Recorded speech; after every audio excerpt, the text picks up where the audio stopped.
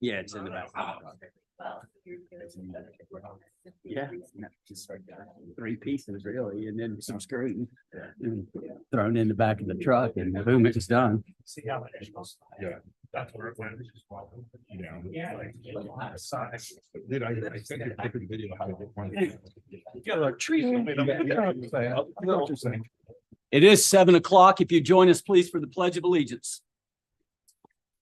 Pledge allegiance to the flag of the United States of America and to the republic for which it stands, one nation, under God, indivisible, with liberty and justice for all. Thank you very much, Miss Lely. Let's see who's here. Councilmember Davis. Here. Councilmember Cortez. Present. Councilmember DeRozier. Here. Mayor Johnson. Yes, ma'am. Councilmember Bowman. Here. Councilmember McCoy. Here. Councilmember Dingman. Here. And the clerk is present. That concludes the roll. Thank you, ma'am. Are there any changes that need to be made to the agenda? Yes, sir. Mr. Mayor, I'd like to make a motion to add a presentation by Mr. Hewitt after the Battle Ground University graduation presentation. Okey doke. Is there a second? Second. Thank you, sir. Any discussion? Hearing none. All in favor? Aye. Any opposed? Hearing none as well. Moving on. Summary reports and presentations from the council. Are there any? Seeing none. I did on Friday attend the AWC, the Association of Washington Cities lunch. And it was 2 hours, roughly. Yeah, up in Longview at what was the name of the hotel? Monticello Hotel. Monticello Hotel. I had never been there. Built in the 40s, maybe? 20s. 20s? Yeah. Yeah, and looked like they probably hadn't done anything since then. Yeah, the room we were in needed some work. It was a little aged. I will say, as they went around and talked to all the cities, that, and I think Ms. Urban would agree with me, we're not doing too badly. No.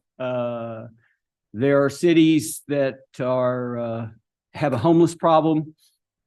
There are cities that have drug problems.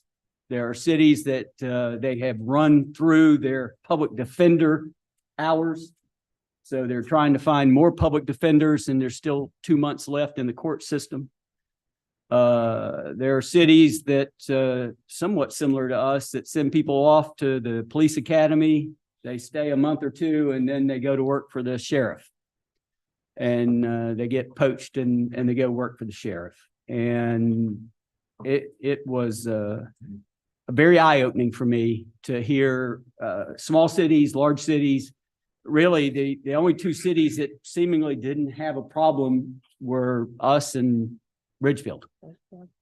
Everyone else has sewer problems and water problems and police problems and just you name problems. And so let me just say for us, I think we're not doing so badly. And when we heard everyone else. So I will say that there is a new electeds, like we all attended at some point in the last years, new elected workshop for everyone who wins tomorrow and moves on December 9th here in Battleground, run by AWC. And if you'd like a refresher course in that, they are more than welcoming you as well, depending on how many people show up. We would ask if new people show up and there's not enough room, that we would ask you to move along at that point. I can't think of anything else of great importance. 3 or 4 different meetings I went to this week, so no big deal. Let's move on to Battleground University. Let me say first to Mr. Ferrier, Ms. Smith, Ms. Lely, Ms. Beaver, have a miss, and this city staff. Yes, When Mr. Ferrier first mentioned this, as you know, for years, we've said we've never been very good at telling our own story. The only communication most people get from us is their water bill, and that does nothing but piss them off. And so here, Mr. Ferrier and the rest of the faculty took the time to tell our story. I was here for the first meeting when we talked about the executive and the legislative and the judicial branch and those kinds of things of how the city runs. And it was informative and just down to earth truth. Over the month or months, I guess, 2 months, hasn't it been? You visited all the other parts of the city. And for a lot of folks, every time I tell them, you know, what a little town like this is going through every week, just in dollars, they're just shocked that, you know, they can't imagine that 23,000 people roughly spend that kind of money every week. And I'm glad that the folks that came and hung out with us in school have learned that. And I hope that the 7 of us and all of the city folks, when we're at Fred Meyer and someone asks a question, we answer it just straight up. And we hope that you'll do the same for us, because it's a good story. We have an excellent story. We've done, I think, in the time that we've been here, we've done right by the folks. And so it is an honor to have you all here this evening. Again, Mr. Ferrier, thank you, sir, for coming up with this. And I'll turn the program over to you now. Thank you, Mr. Mayor, members of council. On behalf of Aaron, our directors, and all the staff in the city manager's office, it is my pleasure to present to you our initial class of graduates from Battleground University. For the benefit of the audience, Battleground University, or BGU as we call it, is a free educational program designed to provide the community with a better appreciation and understanding just exactly how municipal government works. The program, as the mayor mentioned, began in August. It included a series of classes focused on a range of topics. Those topics included everything from city administration, community development, finance, public works, and public safety. The goal of the program is to educate, engage, and empower, provide students with an opportunity to not only learn more about how the city functions, but also perhaps remove some of the mystery, the stigma often associated with City Hall, so that students feel comfortable interacting with staff, for lack of a better phrase, to put a face with a name, and perhaps inspire folks to become more involved in their community. We invited students to apply through an open application process, and we were pleased by both the number and the degree to which students participated during the classes. Some of our students, I'm glad to say, were able to meet us this evening, and in a moment, I'll ask them to come forward as a group to the well in front of the City Council dais to receive their certificates and pose for a picture with the City Council. Before I do that, I would like to thank and acknowledge Sam, Megan, and Mark, as well as Chief Fort, who acted as our guest instructors for BGU. They were our teachers, so to speak. Each of them led a session that was germane to their respective area of expertise. They all did an amazing job explaining what it is we city people do, answering questions along the way, and keeping students engaged and active. I'd also like to thank and recognize City Manager Erdman, City Clerk Halili, Lieutenants Purdue and Keller in PD, as well as Ms. Truax and Ms. Whitmire in PD, who attended at least one session, as well as Mayor Johnson, who was at our first session back in August. As the mayor mentioned, special thanks to Ms. Beaver, who did a lot of the behind the scenes work in preparation for each and every single session, as well as Ms. Smith, who did a ton of work related to organizing classes, reviewing material, keeping students updated, and just making sure everything worked smoothly. Simply put, BGU would not have happened but for all these great people that I work with. I'd also like to express our appreciation to you, the City Council, for allowing us to host BGU. It's been great to share with the public what we do as a city and the process. And that's one of the things that I think City Council is one of their primary goals, was to enhance our public outreach efforts. And I think this helps to do that. And of course, I'd like to thank each and every one of the students who was part of our inaugural class. All of them were active and engaged. Every single one of them asked thoughtful questions, demonstrated a sincere desire to learn more about the city and its functions, and I salute them for a job well done. Looking ahead, staff's intention is to host BGU on an annual basis. This is not a one-off thing. We'd like to do this each and every year. We're also exploring options to perhaps grow the program. For example, maybe have a student government day where we could have students, high school students come in and learn about how the city operates, and maybe that might inspire some of them for a career in public service. That'd be a great thing. That's all TBD. I don't have much specifics to share with you this time, but when we do have something available to share, we will do that with you. I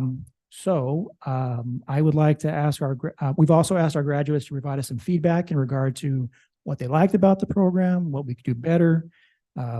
And we review all those questionnaires that we send out to them, and we hopefully that'll incorporate it into next year's program. We can make next year's series of classes even better. And so with that, I would like to ask our BGU graduates who are in attendance to come forward, accept their certificate from Alicia, and then walk behind me and up to the center where you see the city logo. And council, if you'll come down in front of the podium and we'll take a picture and kind of commemorate this great achievement. Thank you. Circumstance? Well, I asked the trumpeter to do that. He said no. No. The trumpeter would not do that. Camera. Very poorly, but still, I can't. I'm better at There's things unplugged, but I'm afraid that there's only 2 plugins. I'm afraid if I unplug something else, then it's something else going to go out. So we're functioning. I'm not gonna worry about it.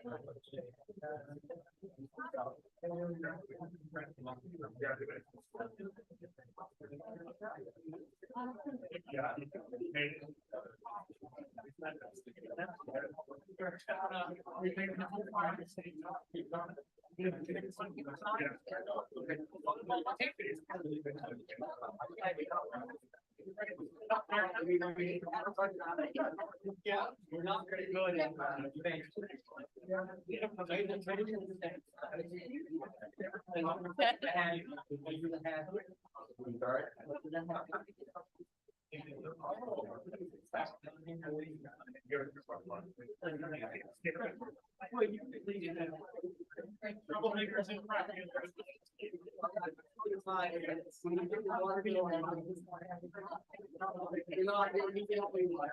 It would be a different one without.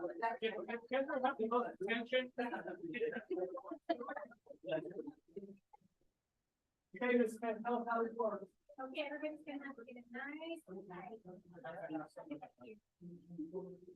Double that, that would be great. It's all look like we like. Need to get in closer. Closer. Come forward. If you're short, come forward. Oh, my. Make sure it comes on. If you're shorter, come forward. We got 6 minutes. Okay.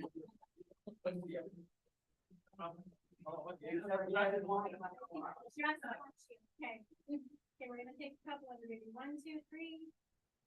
1, 2, 3. All right, I took several. Hopefully you have them, like,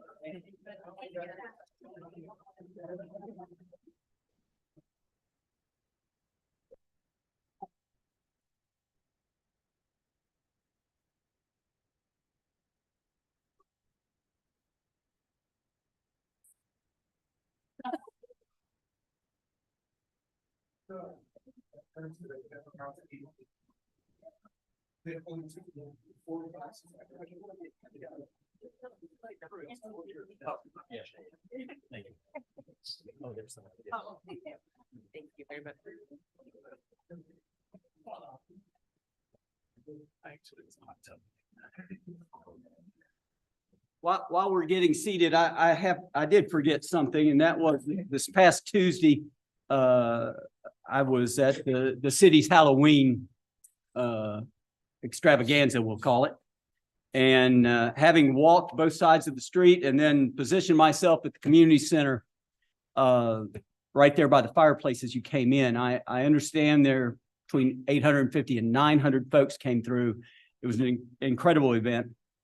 I sat at the fireplace, and the city had set up a scene, a fall scene, we'll call it, where people came, sat on hay bales and shot pictures. Well, I offered to shoot their pictures, and then I would just kind of talk to them as they were there. And I don't know how many pictures I shot, but about 75% of the folks, that was their first time in our building. They also, first time that they even realized we did this. And for the most part, was kind of shocked that we have a building as nice as we have. And I'm sitting there talking to them and just trying to understand this. Again, I'm hoping that we have more events like that to get people in our parks, in our buildings, to see what the city offers. City has a lot to offer. We're just, our evangelizing about it is not very good. And we're going to get better. And hopefully we can get folks have folks participate more with us in the future. And well, yes, the tree lighting is the first Friday in December. That's the 1st of December, isn't it? Yes.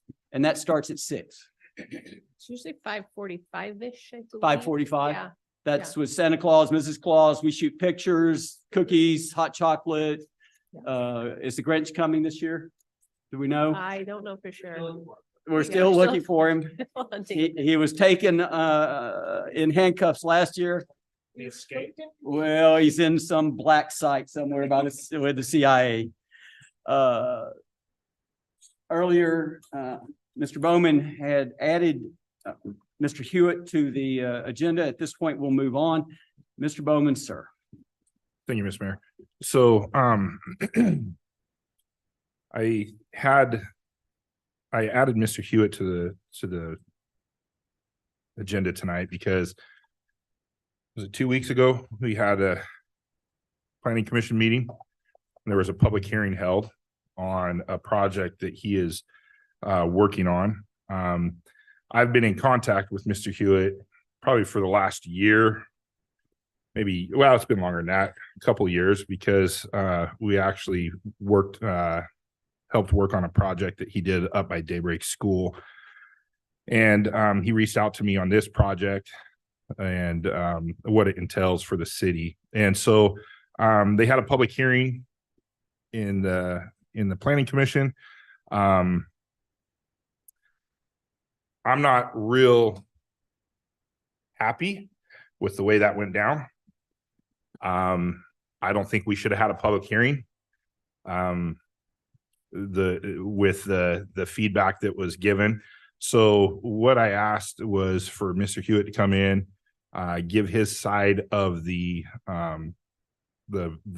development that he is looking to do out there that will come before council at some point in time. And then to find out from staff what direction we can go with this, because it was a drastic change in the direction that it was going. And a lot of this has to do with the comp plan update. So that's why I asked him to come in to have him update us on what he's planning on doing or wanting to do with the property. And then we'll discuss the rest from there, if that's okay. Okay, doke. Mr. Hewitt, please, sir, if you would, come on up. The microphone is yours. Welcome aboard.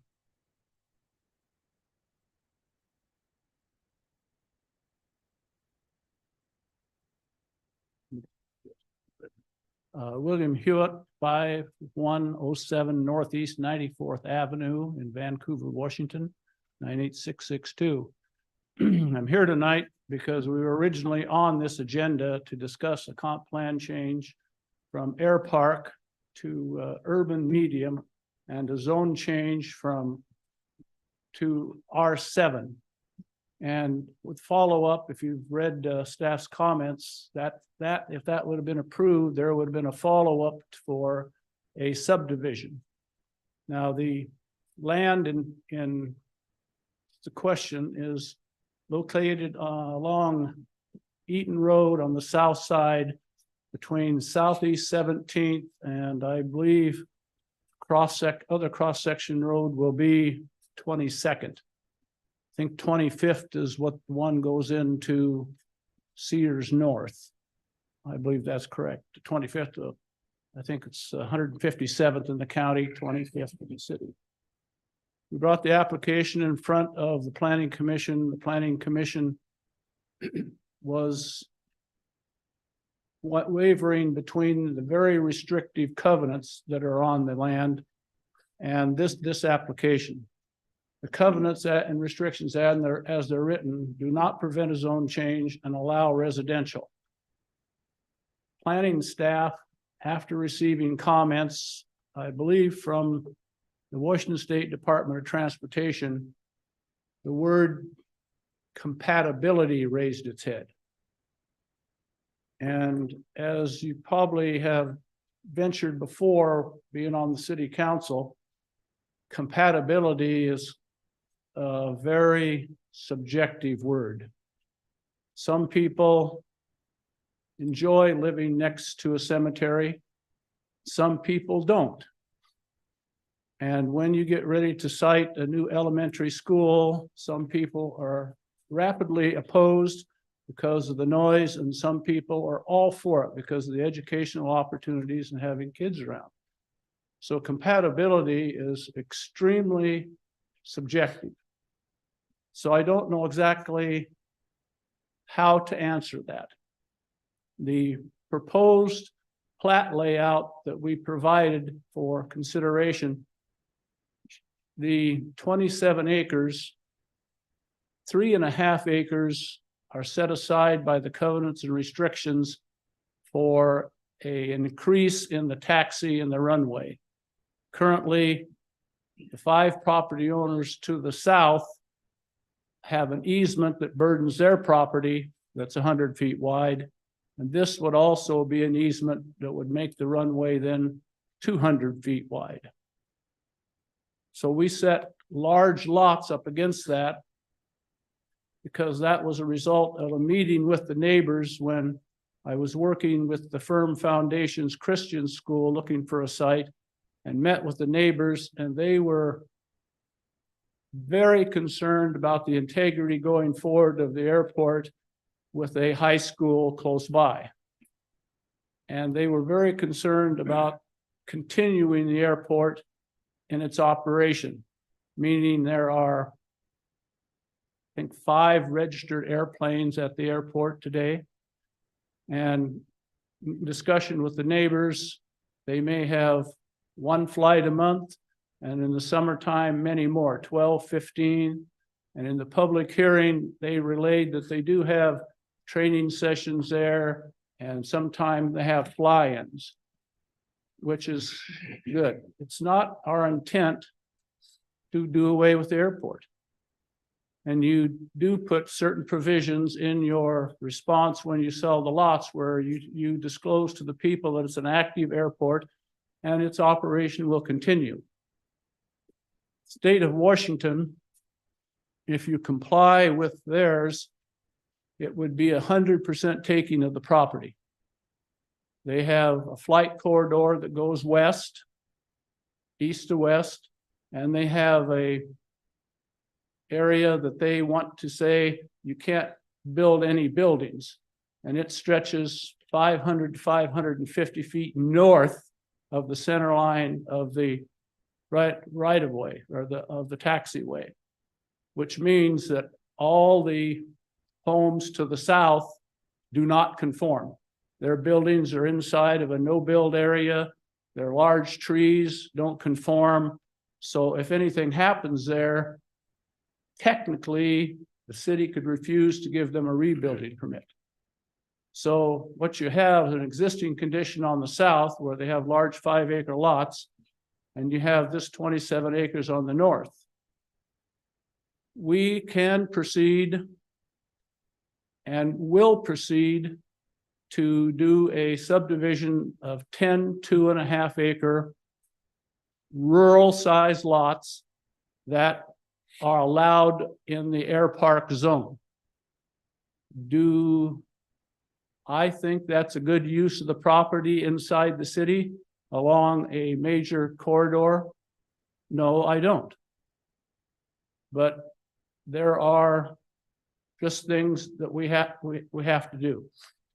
I've been in discussions with Mr. Sam Crumpet, the planning manager, about his letter where they have pointed out that under state law, when you do something like a comp plan change and a zone change, that you have to do a compatibility study. Again, I don't know exactly how you do that. And the letter says that they are changing from a declaration of non-significance and may declare a declaration of significance. If that occurs, that's a $60,000 to $100,000 cost before you can make the application. So as you are aware, that's really got nothing to do with affordable housing, does it? Because that's all added on. So tonight, if the city planners want to pen the comprehensive plan and the zoning application for a compatibility study, and Mr. Crumpet has shared with me that they've talked to their consultants and they can have it done by mid-year next. As the Planning Commission referenced when we were at public hearing, this property was up for an application in 2021 and was penned then, subject to a study.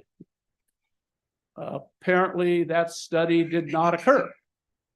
And so here, 2 years later, we're basically exactly at the same point in time. This is classified as a general use airport. You might ask, what are the qualifications of a general use airport? Is it available for private pilots to land their planes on if they have a situation? That's the qualifications. They don't have to provide gasoline, maintenance, any urban services, etc. They just have to be available for emergency landings for safety. Very important because we're getting many more private pilots that are flying around today. But our proposal was not threatening the use of the airport. And the proposal going forward, if it's 10 2.5-acre lots, will not threaten the use of the airport. The lots are very large, almost they are rural in size. And if we go that way, I would ask the council to instruct staff that we can develop those lots with rural standards, not urban standards. The sewer, public sewer, is not readily available to the property.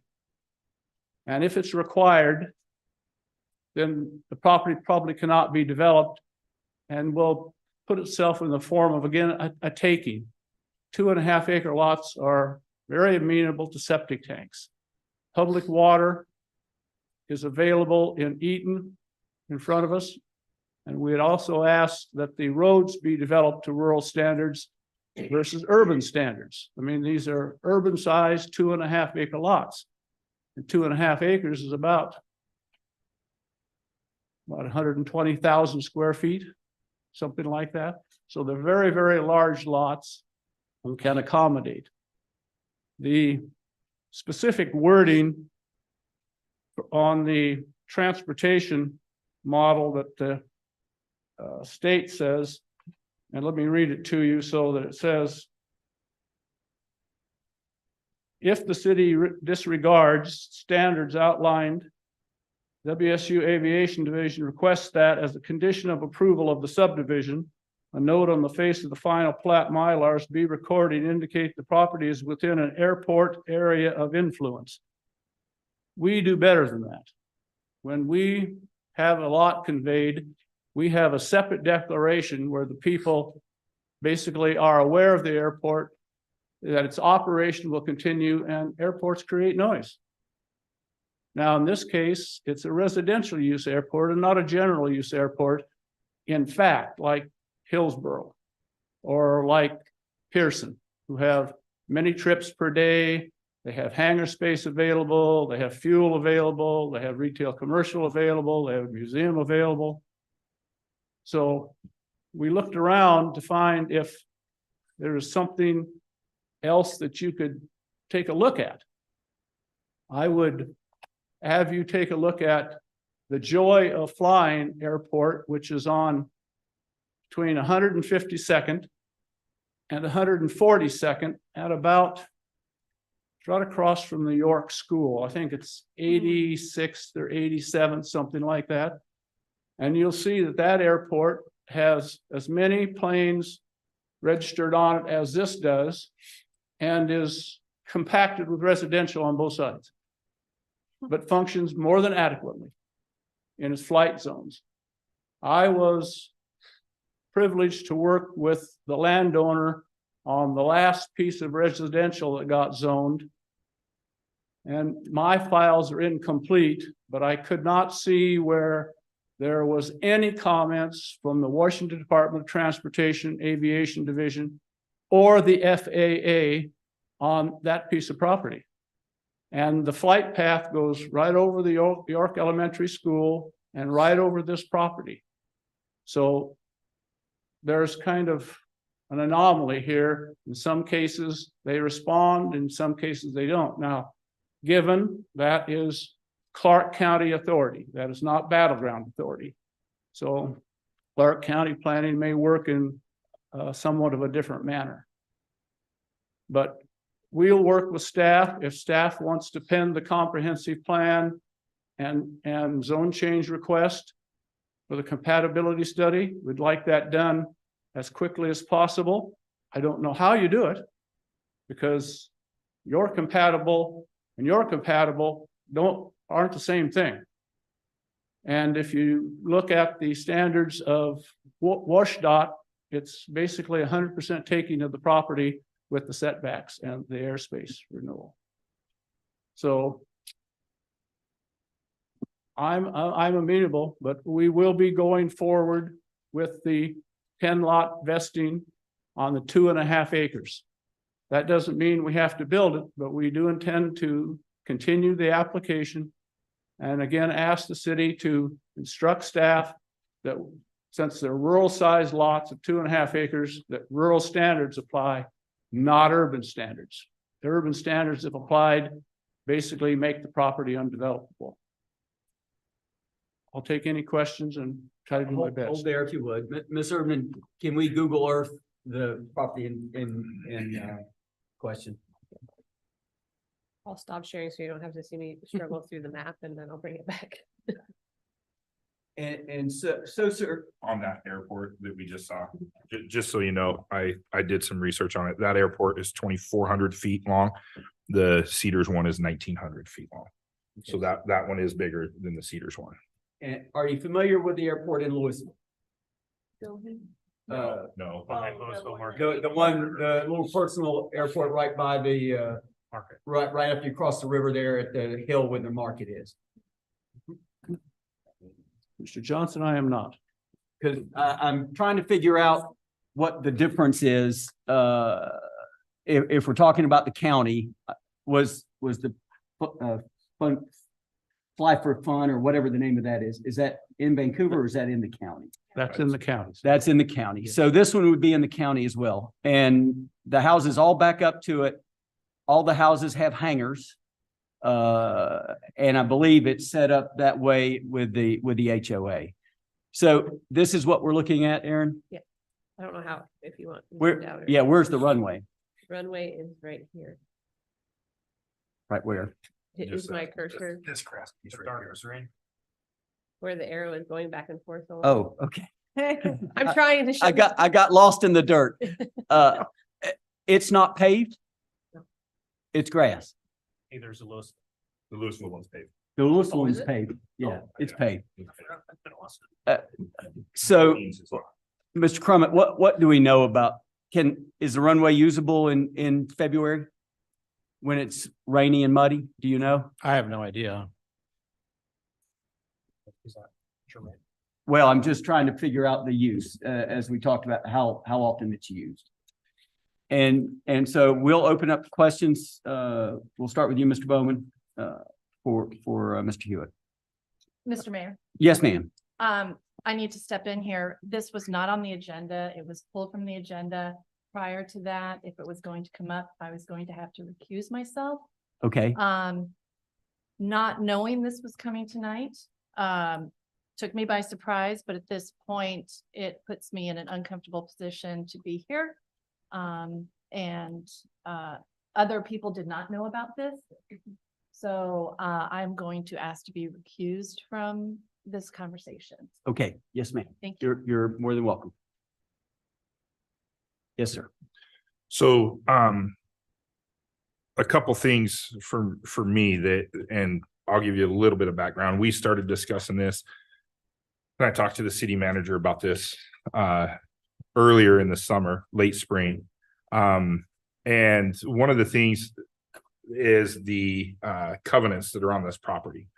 So the issue that I thought the city would have is the fact that we're putting 2.5 acre lots inside the city limits. We've got some areas of town that have 1 acre lots, up by your house, Mr. Mayor. I think, John, is your lot 1 acre? Those have septic, some of them. Okay. Yeah. And when we're talking about affordable housing, we're talking about best use of land, changing this zoning sounded better than having 2.5 acre lots. So in talking with Mr. Hewitt, working with the city on this, it was said to bring this back during this time when we do comprehensive plan updates to change this. My issue with this is in the first and only planning commission meeting I've been to was 2 weeks ago. I've always tried to stay separate from those, let the planning commission do their job. It makes it easier when we tell them no. But I went to this meeting and it was very shocking to me that this was the second time you guys heard this, correct? This was a public hearing side. So we brought something back to them that was a public hearing with a recommendation from the city to pause so that we could do a study. Now, it was brought up in that planning commission meeting, like Mr. Hewitt said, that this study was brought up in 2021. And in that meeting, it was said that, well, we didn't do it because we didn't have the time or the money. We just figured we'd do it in 2025 when we do the comp plan update. That's a little concerning to me as a city council member, because one of the things that we try to do is we're competing with other cities around us to make sure that we can bring the needed services and the needed things that we would like and our community needs in our city, and be ready to build, be ready to invest in the community. And to hear that in 2021, this was talked about, the air park study could have been done, and that we put it off till 2025 doesn't seem very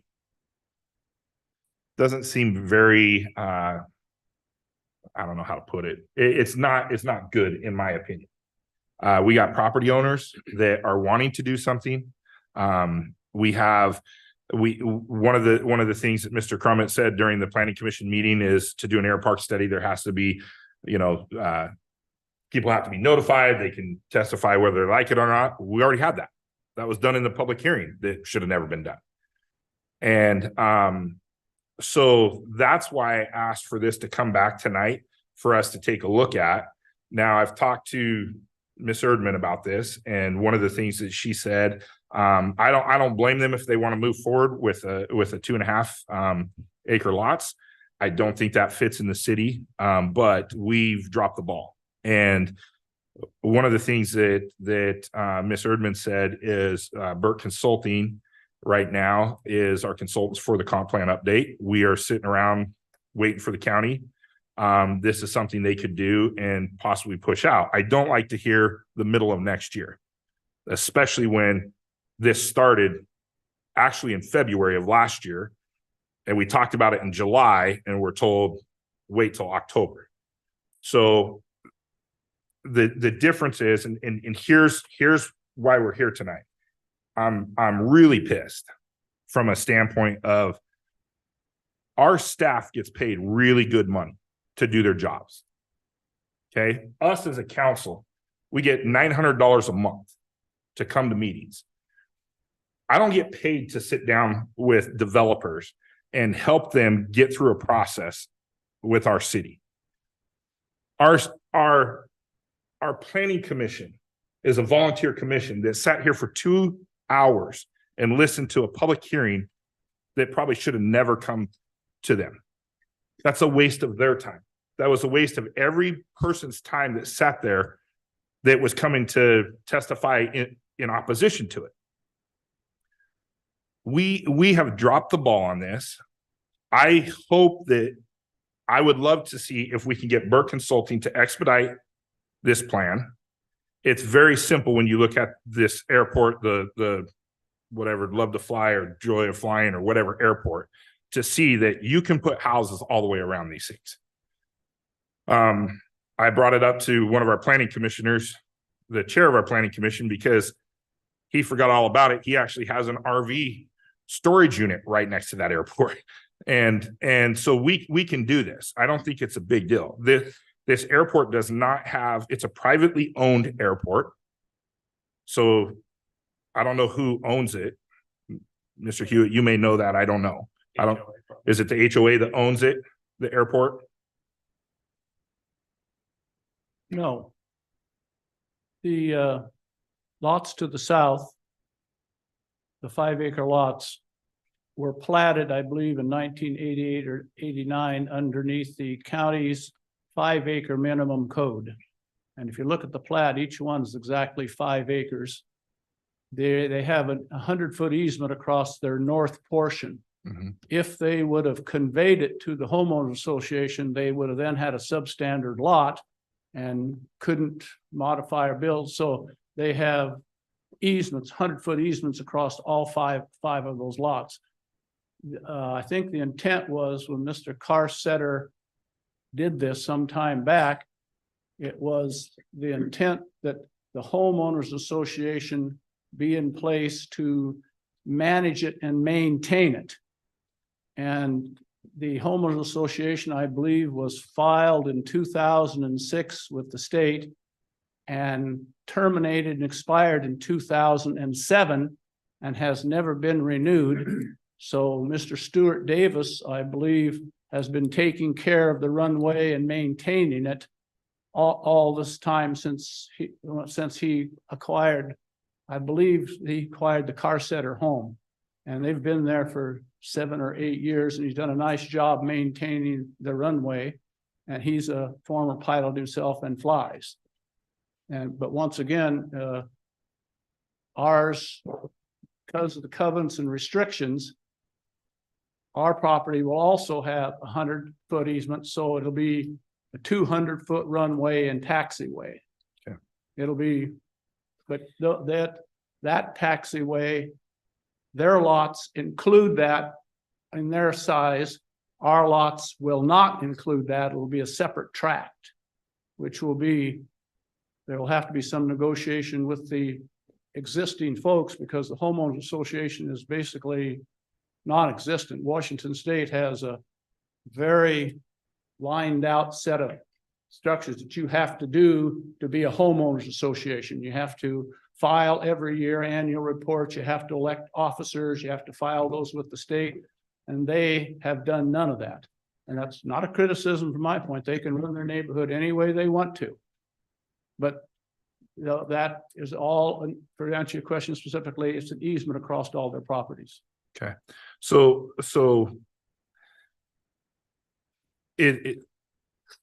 I would like to see staff get this pushed through as fast as possible to bring it back to us, to allow us to hold a public hearing and decide if we want to change this zoning. I don't think, and I don't know anywhere, I've said this so many times here, in 8th grade, we had to design cities. And they gave us a piece of paper and said, design a city. And never once were there 2.5 acre lots inside a city. And so, you know, we're going to sit here and hear, well, we got 2.5 acre lots, but we don't want to let them develop it to rural standards, but that's a rural lot. That's what the city's going to say is our ordinances don't allow us to do that. And so he would have, the developer would have to pull sewer in. unless we change our ordinances. And this could have been simply done in 2021. It could have been started in July of this year when it was brought up. But here's the underlying thing that I think has happened. I've heard multiple times, we want this as industrial land. There's a lot of people that would love for this to be industrial land. It's a big flat piece of land. We can put stuff up there. But we had a piece of property identical to this that we had, well, without the covenants, didn't have the covenants. We had a piece of property like this that set up north of town here that was for the employment campus in Clark College. That sat for, was it 10 years, Mr. Mayor? Before they came in and asked us to change the zoning on it because they couldn't get anybody to look at it for an employment campus because it was too far away from the center of town. It's out in the middle of nowhere. And they asked us to change it. The city pushed back. No, we're not going to change it. This is what it is. And we finally changed it. It's a nice residential neighborhood. It's the Ajo subdivision up here now. It's Riverbend or something, whatever. I think it's called Riverbend. Yeah. And this is the same way. This would be great for industrial, but we can zone it industrial all we want. It doesn't mean it's ever going to be industrial land because the minute a developer comes in, looks at the covenants that are on this and goes, I got to go spend money to fight these guys to get these covenants removed so I can develop it, they move on. And it does us no good. And so this fits in, according to what I've been told, this fits in what we can do. The only thing we need is that air park study.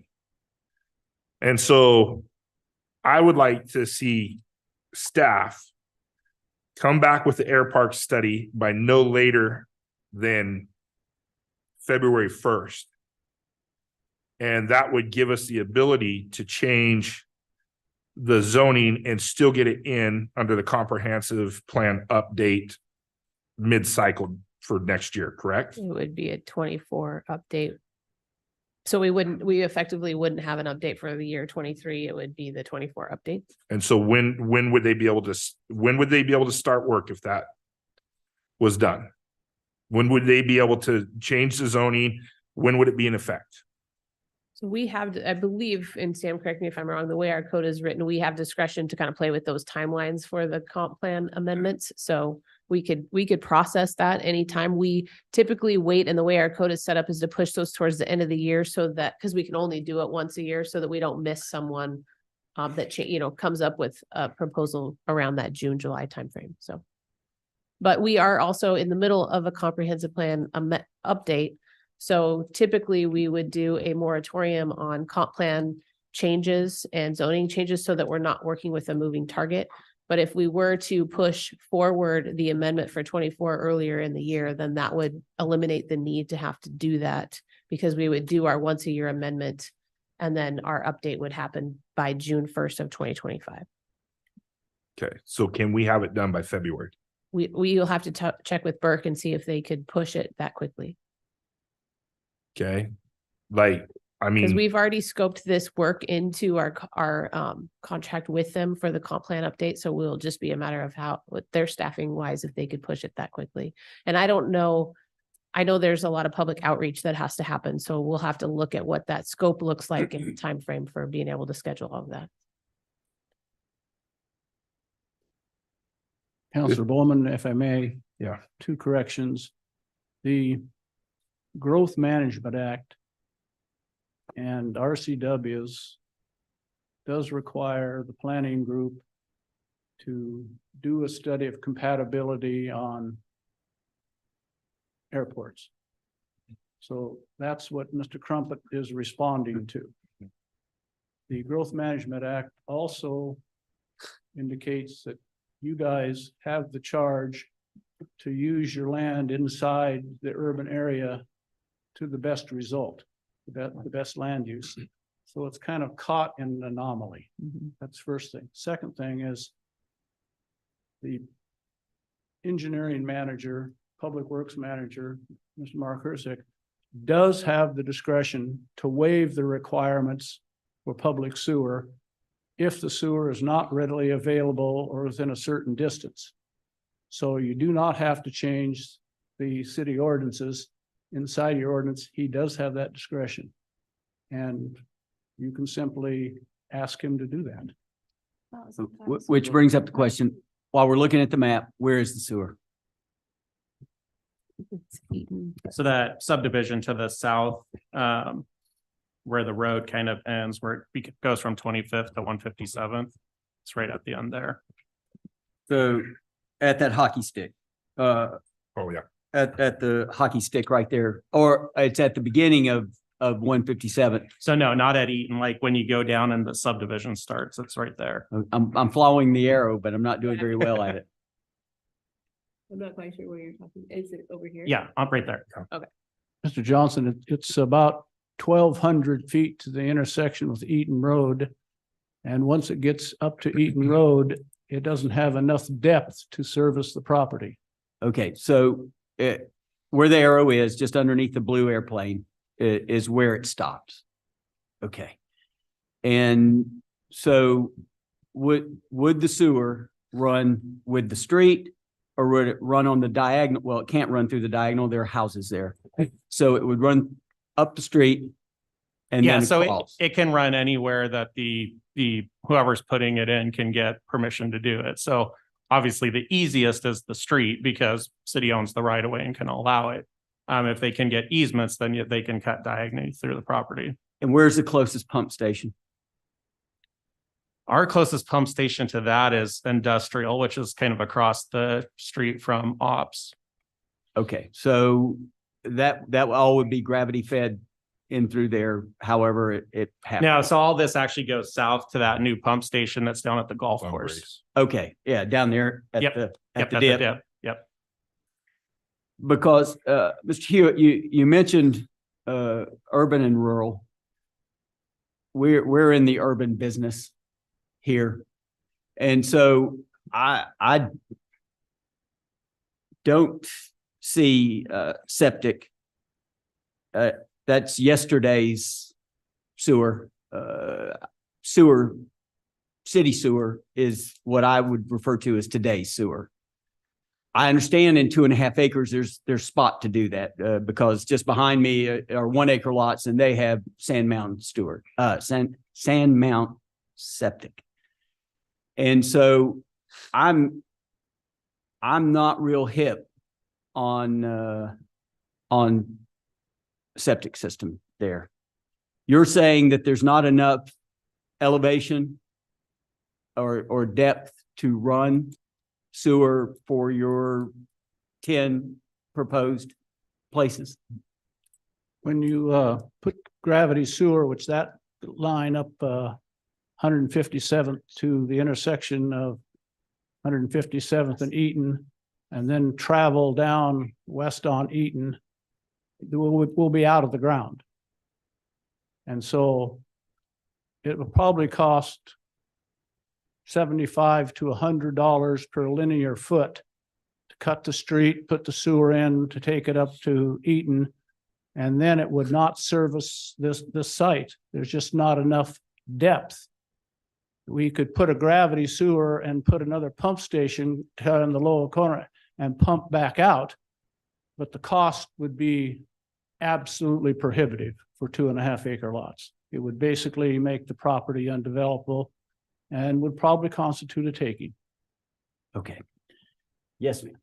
I just wanted to comment about when we had our housing plan, we did that study, one part of the feedback was that we need diversity in housing and not necessarily affordable housing, but all housing, because people wanted large acre lots.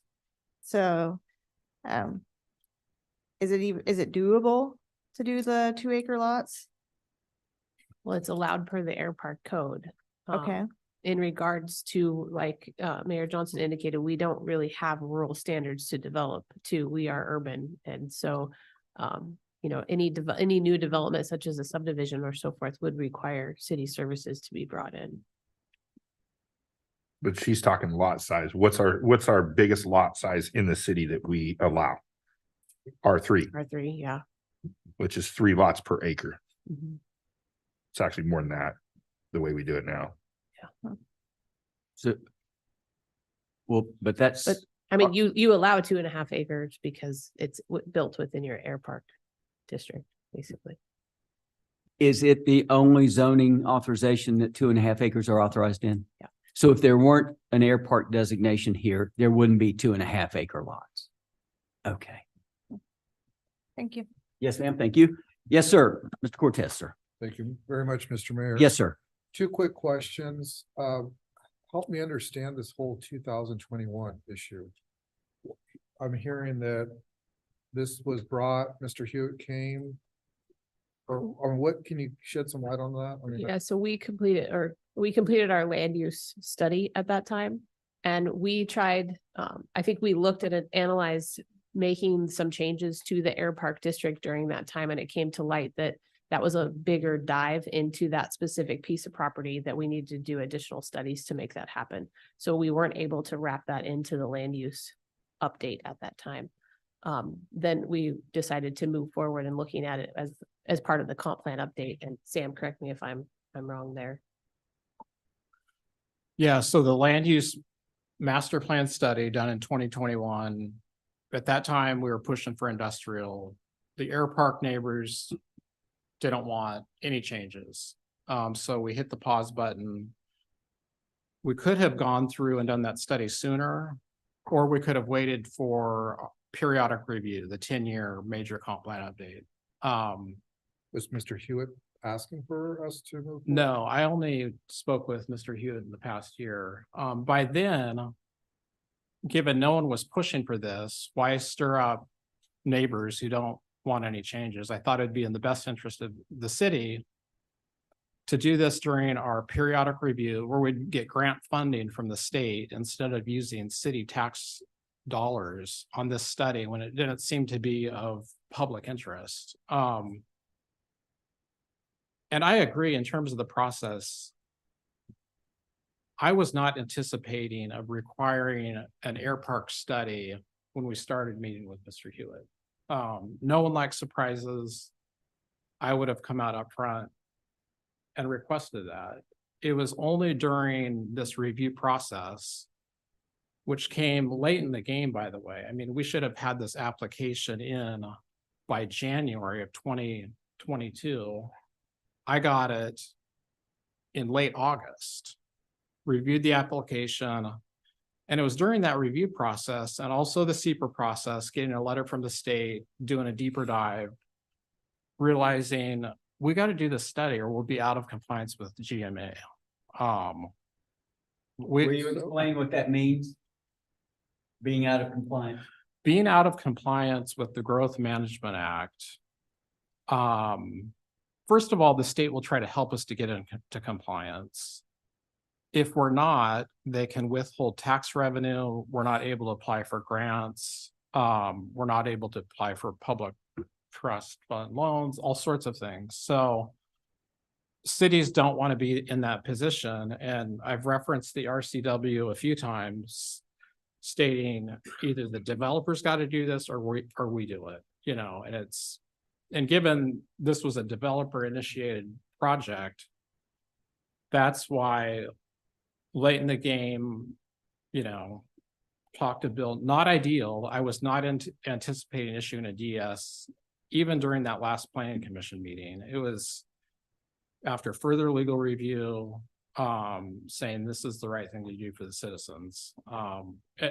And granted, I've talked to Bill, last thing I want to do to a development project is shut it down. But again, it's like, we have to look at stuff 50, 100 years out. Do you want to prematurely allow 2.5 acre lots when it might be the best interest of not just the city, but all the property owners in there to get a land use that really is going to work well for everyone? And that's why, that's why we go back to this study. I know Mr. Hewitt said, I don't know how to do this, but I've referenced a few times. There's an 85-page handbook issued by the state. It talks step by step how to do this. Our consultants will do it. And I realize the time is not ideal.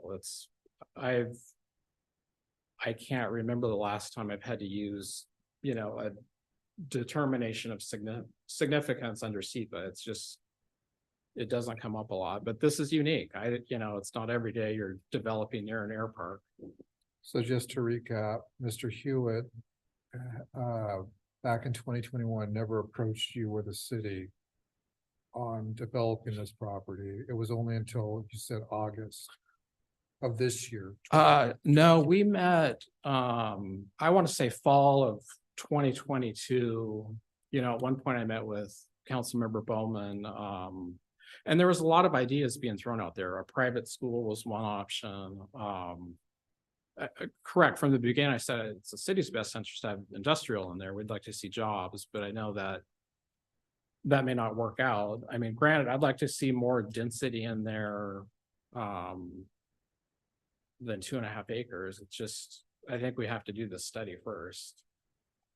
I just want to get a clearer picture, because I'm not saying you or the city did it, but you know, anytime we, you know, SeaTac just got one of the biggest, lost one of the biggest land use cases because they were dragging their feet purposely. So I want to make sure that that's not the case, so I understand it correctly. What would prevent us from doing a DA on this? Because it would be a unique piece of property. What would prevent us from doing a DA? Yeah. Like well, there's determination of non-significance, which means this can I think sail he's through. No, I'm referring talking to about development developers agreement. Oh, a DA, sorry. I think you would still be in the same We're boat. still bound by this statute. I mean, you could do a DA, I think, after you get through this. Well, yeah, I understand we can do Yeah. it after we get to this process, but I'm wondering, would a DA be more effective? Because this, again, is what's been said and what's accurate, a 2.5 acre parcels, whether they are on, 2.5 acre parcels on septic would be not a lot, well, you don't see it much in the city, right? That's just not, it's a very different standard. And so we did a DA because this is a very unique circumstance. That would give us more control over how, you know, things are done. I mean, Yeah, technically you shouldn't use development agreements to skirt existing zoning. You can use them to alter pieces and sections of that, but not outright skirt the zoning. Also, you would have to do a non-project SEPA with the DA, and the same issue would come up in comments and as the process. but I'm not suggesting a DA to skirt any processes, just to give us more control on how the property is developed. Or the properties are developed. Which, I mean, that's another option, but again, it would have to go through the same process just Sure. based on that SEPA. Yeah. Mr. Cortez, in 2021, the zone change application was to industrial. And that was promoted by the landowners, the Lawson family and the Bloomquist family. And the restrictive covenants on the property basically say no industrial uses, no retail commercial uses, no home occupations, et cetera, et cetera, et cetera. And so they, I believe, at the planning commission hit a stalemate. And that's when staff came in and said, well, we should study this and bring back the right one. And then because of workload or whatever, that did not occur. So at this stage, the landowners are mega frustrated with the process, especially when they're asked again to wait till 2025, and this is 23. Right.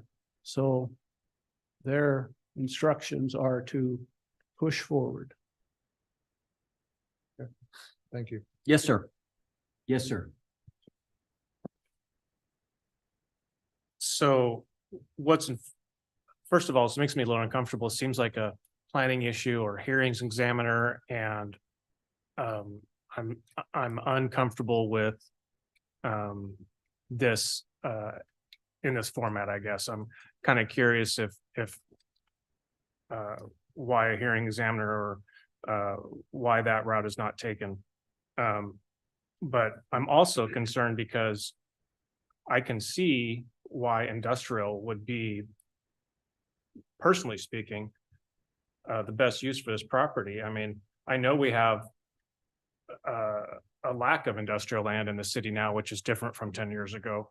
I know we have a property owner who would like sewer punch through so they could develop some industrial land down there. But my understanding is even if the covenants, which seems to me are null and void now if they're not having meetings, the HOA is defunct, but the developer's not interested in any industrial projects on that land, or is it just because of the possible litigation that we would have to fight to make that? The bylaws govern the homeowners association, which is inactive. The restrictive covenants are recorded against the land in title, Understood. Gotcha. and it would take 51% of the folks to agree to change that, and they're not agreeable to change that. Yeah, which is surprising to me. I mean, I would much rather have light industrial as a neighbor than R7 personally, but personal preference, I suppose, on that. Have we had any conversations with the homeowners there, Aaron, about preferred use, and if that would be something? I don't think we've had any direct conversations. We worked with them during the land use update process, and then we heard from the neighborhood at the planning commission hearing. I don't know if you've had any other contact. Sam? No, just during that land use master plan update. And I'd still keep kind of beating this drum with the study. That the air park study specifically would Determine that. would absolutely target the homeowners, all other stakeholders, which would include the city. So, Pilots, all, aviation experts. so is it possible that the study is done and it comes back and it says, no, you should do industrial? And then we're right back at. That's possible. Yeah, the study's going to come back with a quote preferred alternative. I mean, Understood. there'll be different alternatives that are looked at, maybe a high density subdivision, residential subdivision, maybe take no action, 2.5 acre lot sizes, and then Gotcha. maybe a third would be industrial. Understood.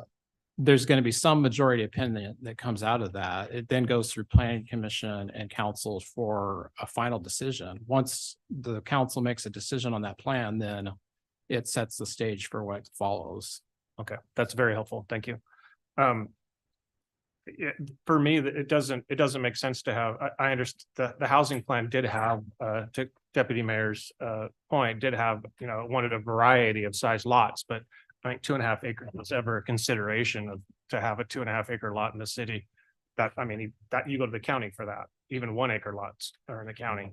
So 2.5 acres. And I imagine at that point, the city steps in and, or if the council's not in agreement with that and fights that on the septic level and services, and seems like a morass of more delays, frankly. I don't see any way around the study. How much is the study? We have budgeted in our comp plan scope of work, approximately $25,000 for this.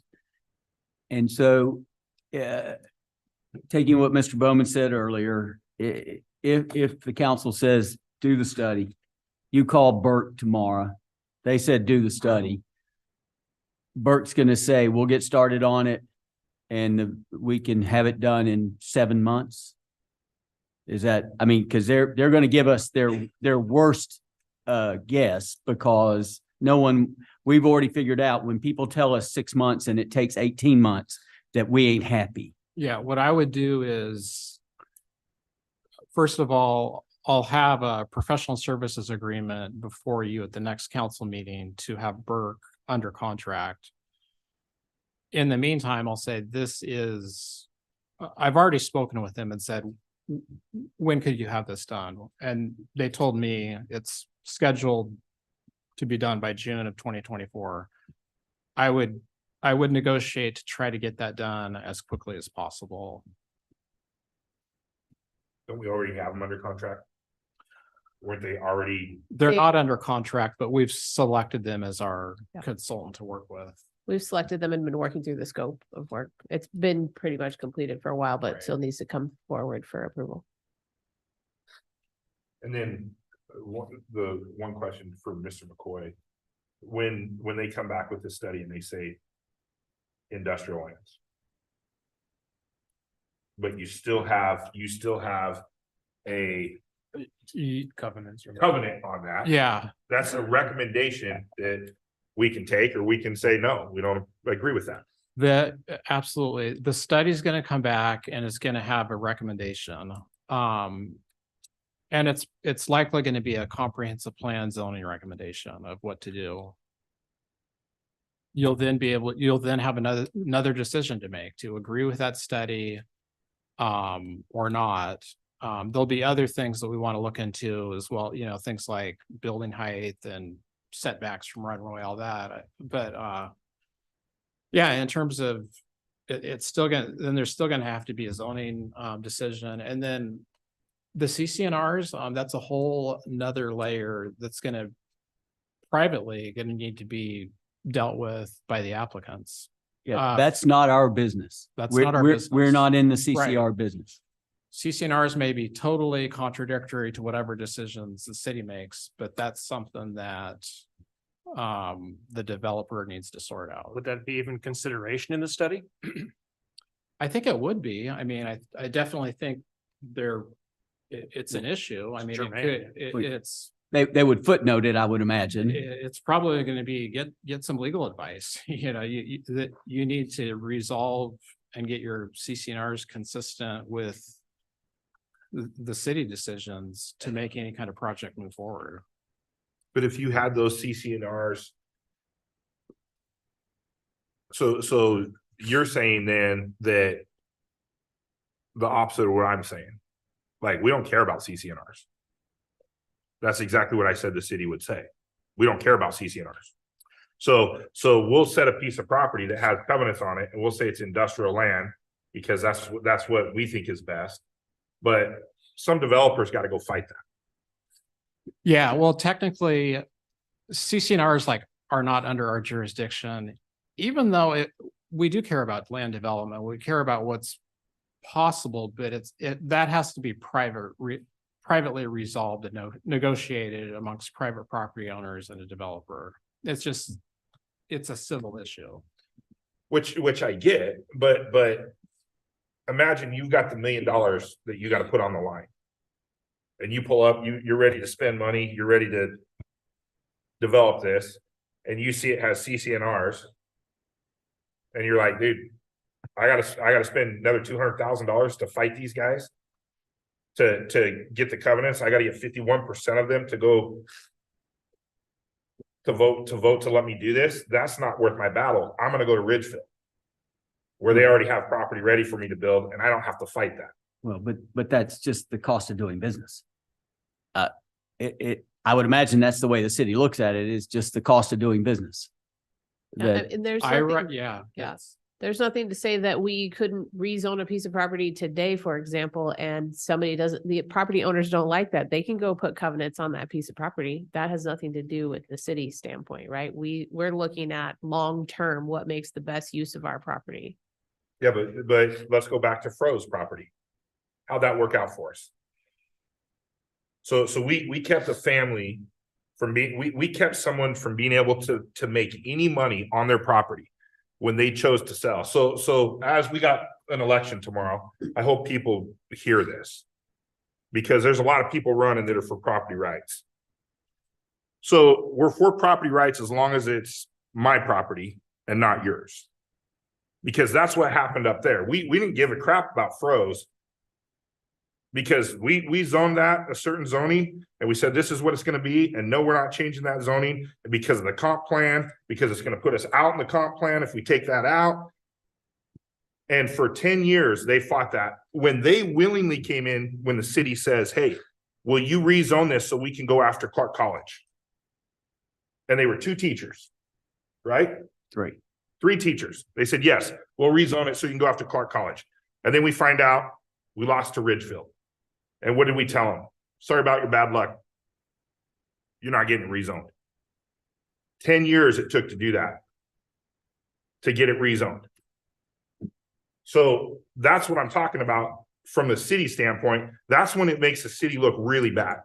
When we're not, and I get, we don't want to just sit here and change zoning, but when we have these type of things come up, that's what gives us a black eye. You know, because and maybe I don't sit in Ridgefield's meetings, but boy, I see a lot of stuff that's going on out there, and it's happening all the time. they're getting new things and changing stuff and we can't even get, we can't even get an air park study done back in 2021.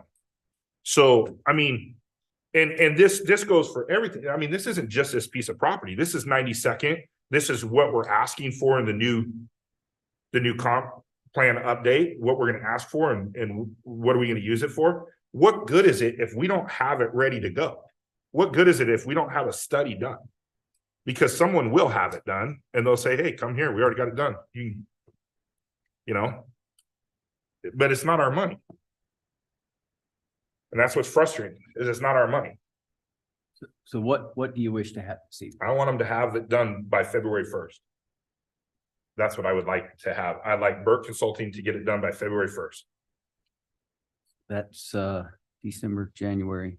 That's really only 90, we'll call it 75 days roughly. Well, and you have to wait 2 weeks to approve. Exactly. So it's about 75 days. How about March? March 1st, fine. Because if this goes to 2.5 acre lots, this is not getting, there's no one coming in buying out $1.5 million homes to tear them down and do a subdivision. And we're already talking land is the land that was easy to develop has already been done. The last thing you can do is throw, pay us $15 million, $20 million for the land so you can tear it down. Not gonna do it. It'll sit that way forever. Okay, so March 1. make a motion and let's see Burke what. Consulting to have the air park study done. I don't think we need a motion. We'll reach out to Burke tomorrow and we'll come back on the consent with an update and I can update you guys on their timeline as well. Okay. Okay. Mr. Johnson, if I may, Will you go get Ms. Davis? yes. Thank you. Mr. Cortez asked if they could do a development agreement, a DA.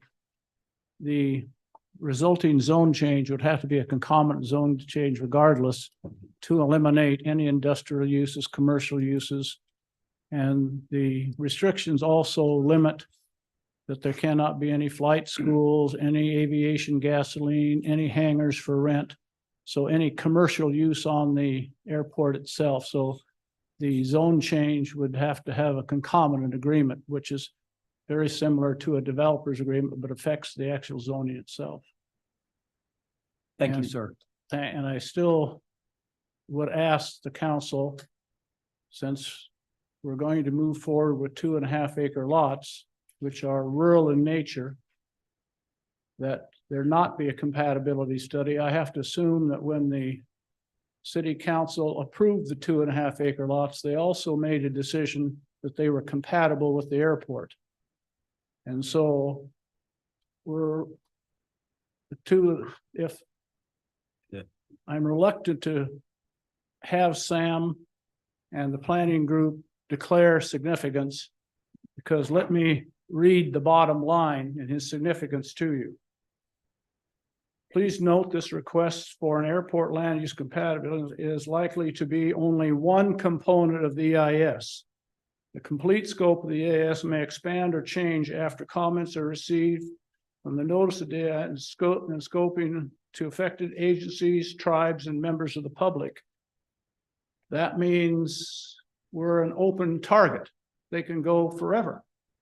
When the scope is done, they can come back and say, we really misjudged the drainage on the south. We want you to do an area-wide drainage study. What do we say after we've spent $65,000? No. And so if the scope of the declaration of significance is limited only to a compatibility study, that's one issue. But that's not what this letter says. The declaration of significance is monstrously expensive and can go forever. And it would be a project killer. We'll sort that out another day. Thank you, sir. Thank you, sir. Pleasure to have you. Moving on, citizens' communications. Is there anyone that wishes to address the council this evening? Seeing no one, we'll move on to the consent agenda and we'll wait for Mr. McCoy and Ms. Davis to get in. We'll wait for them to come back to move on to the consent agenda. Is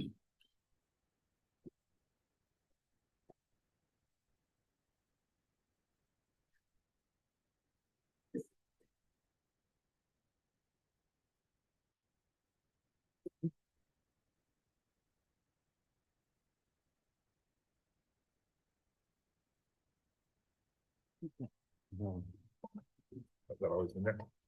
The, On the side of the, the roof leak. not the one up top, the one down below. Of the peeling Yeah, paint. the peeling paint. Oh, Lord.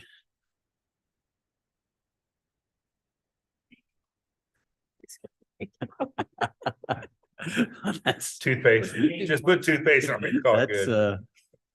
that's, Just get. that's living on the sunny side of life. Good for you. White toothpaste. Good for you on living on the sunny side of life. Okay. Yeah, she went back that way. Oh, well, we sent him out searching and she was behind Search us. party.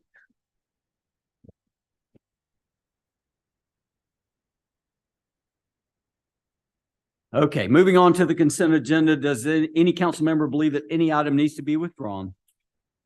Motion to, second. Thank you. Any discussion? Hearing none. All in favor? Aye. Any opposed? Hearing none. Moving on to the public hearing, Revenue Sources Resolution 23-11, the 2024 fee schedule. That would be you, Miss Lowry. Good evening, council. Before you, you have the fee schedule that was previously presented during our study sessions, and today is the public hearing. We'll have one for the fee schedule and then right after one for the property tax levy. So with that, we recommend opening the public hearing for any public comment. Thank you. Ms. Halili, has anyone emailed us anything about that you know of? No, sir, Mr. Mayor. Thank you. Yeah, thank you. We will open the public hearing on the Revenue Sources Resolution number 2311, 2024 fee schedule. Does anyone wish to testify on that? Seeing no one, we'll close the public hearing. We'll now consider approval of this resolution. Does anyone have any questions of Ms. Lowry or Ms. Erdman? Yep. And this will come back at the next session. So tonight's just public. Oh, hearing. that's right. Yeah. That's right. Are there any questions just while we're talking about it? Anyone? Seeing no one, we'll move on to the ordinance number 2023-17, the 2024 property tax levy. Again, to you, Ms. Lowry. Thank you, Mayor Johnson. So before you, you do have the property tax levy ordinance that needs to be approved by the end of November, whether that be a 0% levy or the 1% levy that is presented before you. What we have before you is a 1% levy over the 2023 levy, which would be a 4-cent decrease in the levy rate from 2023. And with that, we recommend opening the public hearing for any public comment. We will open the public hearing. And first of all, was there anyone, Ms. Halili? No, sir, Mr. Mayor. Thank you. We'll open the public hearing. Does anyone wish to testify on this? Seeing no one moving forward, we'll go ahead and close the public hearing. Any questions for Ms. Lowry? Yes, sir. Ms. Lowry, real quick, can you tell me what the CPI is right now? The last time I looked, it was 3.6. 3.6. So we're going behind taking this by 2.6. Yes.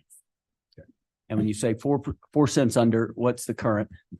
The current is, I should have this off the top of my head, right? It is $1.07. Thank you. 107. 107. So the change would be to $1.02 at a 0% increase and $1.03 at a 1%. Okay. And at the 1%, what does that draw? As in dollars?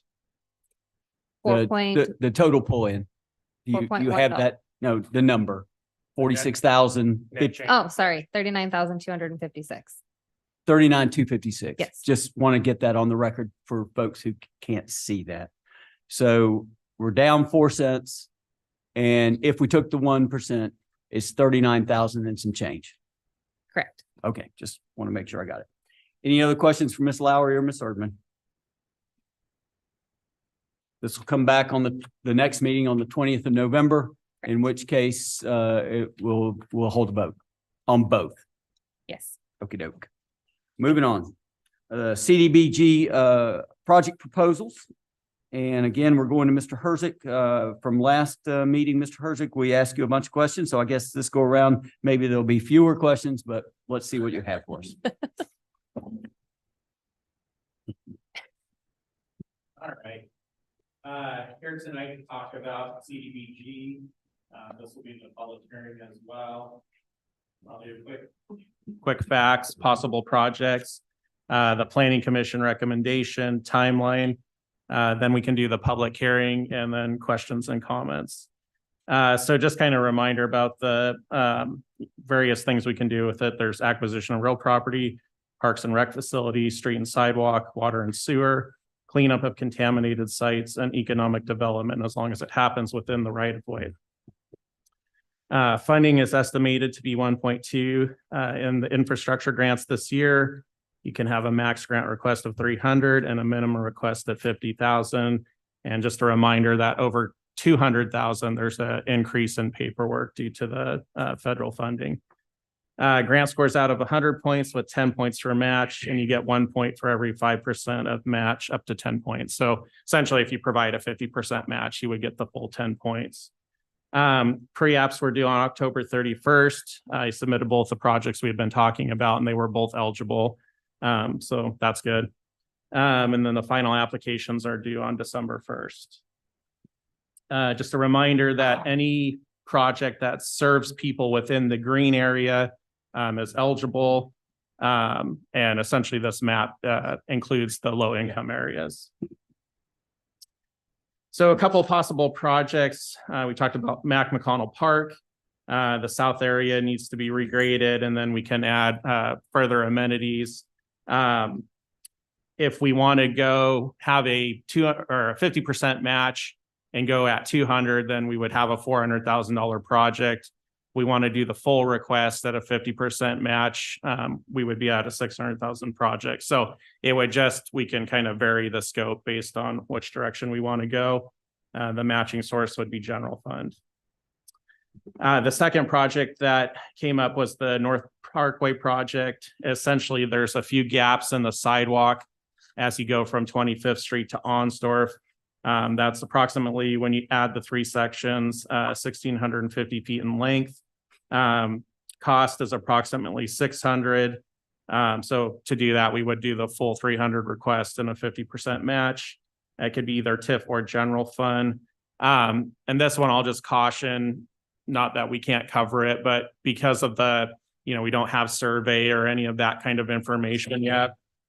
So the estimate is kind of, best available knowledge that we have. So this one is more likely to have an escalation issue than the park, because the park we can phase and kind of control what we put out there to stay within that grant request. If we go in for this one and the cost up, the city would have to cover. Not that we can't, but just kind of want to keep that in mind. So Planning Commission's recommendation was applying for both projects. And then if one was selected, they wanted to go with the Parkway project. One thing they didn't have access to, because this just came out. So on the screen, there is a list of all the projects that applied for the improvement grant. So as you can see, there's quite a few requests there. I can't see what their actual request is in terms of dollar value, but there's a significant amount there. And looking at kind of the descriptions of the projects, my guess is some of those will be higher value. So what I take from seeing this is that if we're to apply, we'll likely only receive one of these. So just something to keep in mind. Is there any questions about this particular? Well, I would ask the city to contact the folks down at the county and ask them, this is new to me. It's always been cities who have been eligible for this. And I appreciate that. But when I look at the 4D recovery, I have no idea where that is. I assume it's in Vancouver. And when I look at the Council for the Homeless, the HSC building, I believe, is in Vancouver. The Family Solutions, the medical wing renovation, I too believe that's in Vancouver. Vancouver has their own CDBG. Since they're the largest city, we hook up with the county. I would ask the county how these folks got in and met this, because it is for, they will tell us, and I know what they will tell us, that the Council for the Homeless serves the people of Battleground, Camas, Washougal, Ridgefield, La Center, Yakult, yada, yada, in Vancouver. But if we'd called and asked them, because I don't believe that it's in the best interest of the people of Battleground to upgrade the fire suppression system and associated repairs at Family Solutions. That seems like Family Solutions should be able to do that on their own. And so if the city would call down there and ask them how that got in there, I would appreciate it. Yeah, I guess I was under the assumption that there are two different pots. There's the home and the There's three different CDBG, pots. and they only look at, they go into different categories. I don't know if that has changed. We can verify No, that. there's still 3 categories. I was surprised too. I've never seen non-cities in Yeah. this list. So, but yeah, there is still 3 categories. So I'm wondering if they combined everything. But we'll verify. that. Let's ask them, because I mean, I and I'm not disparaging any of these folks. They're probably all fine organizations, but the idea is to help communities. And Family Solution, they may call themselves a community, but they're not a community of 23,000 or 24,000, depending on Camas or whatever it may be. So if we'd ask the county how that happened. Yes, sir. I'd like to add on to that question. If they're adding in additional eligible facilities, does it also come with more money? So did they also, I mean, for example, if they doubled the amount of money they're going to put towards that, and might be less problematic, although I agree with the mayor on Did they up the pot? Is that what you're asking? that's, yes. Okay. So, I mean, if you're going to open up the eligibility of it, but I definitely Yeah, agree they with the number of do. projects on here that They could do it. I'm in favor of dropping one and going with the planning commission recommendation on that. So, yeah, if you would do that, it's due by the 1st of December, our plan. Yeah. And then, I assume, just like always, February, the bus trip will happen. That's going to be an awfully long bus trip that day if we're going to 12 different places to kind of look and see, especially if a good portion of them are in Vancouver. I would gripe, which is my nature, that the idea is to help the outlying communities. The city of Vancouver should be paying for half of those. I think they do have to match with both. With both the city of Vancouver and us? Yeah. I think they can apply for both. Well, if you would. Yeah, we can check all that. So the timeline, like I said, dates the public hearing. And then if we want, we can make a recommendation and move forward tonight, or else I can bring it back at the next meeting. If you want to consider that additional information before a decision is made. Well, on that note, we'll take a moment and open up the public hearing. Is there anyone in the audience that wishes to opine about the CDBG? And CDBG stands for? Community Development Block Grant. Thank you. Seeing no one rushing forward, we'll close that. Ms. Halili, I assume no one is interested in CDBG. No, sir. Now, that's the question. Is it parks or sidewalks? Park or sidewalk, not parks, park or sidewalk. Correct. And who's interested in what? Which one of us is interested in what? Mr. McCoy's interested in the sidewalk. If we can only do one, I'm interested in the sidewalk. I'm interested in the park. Mr. Dingman, I go on the side of the sidewalk. Mr. Cortez,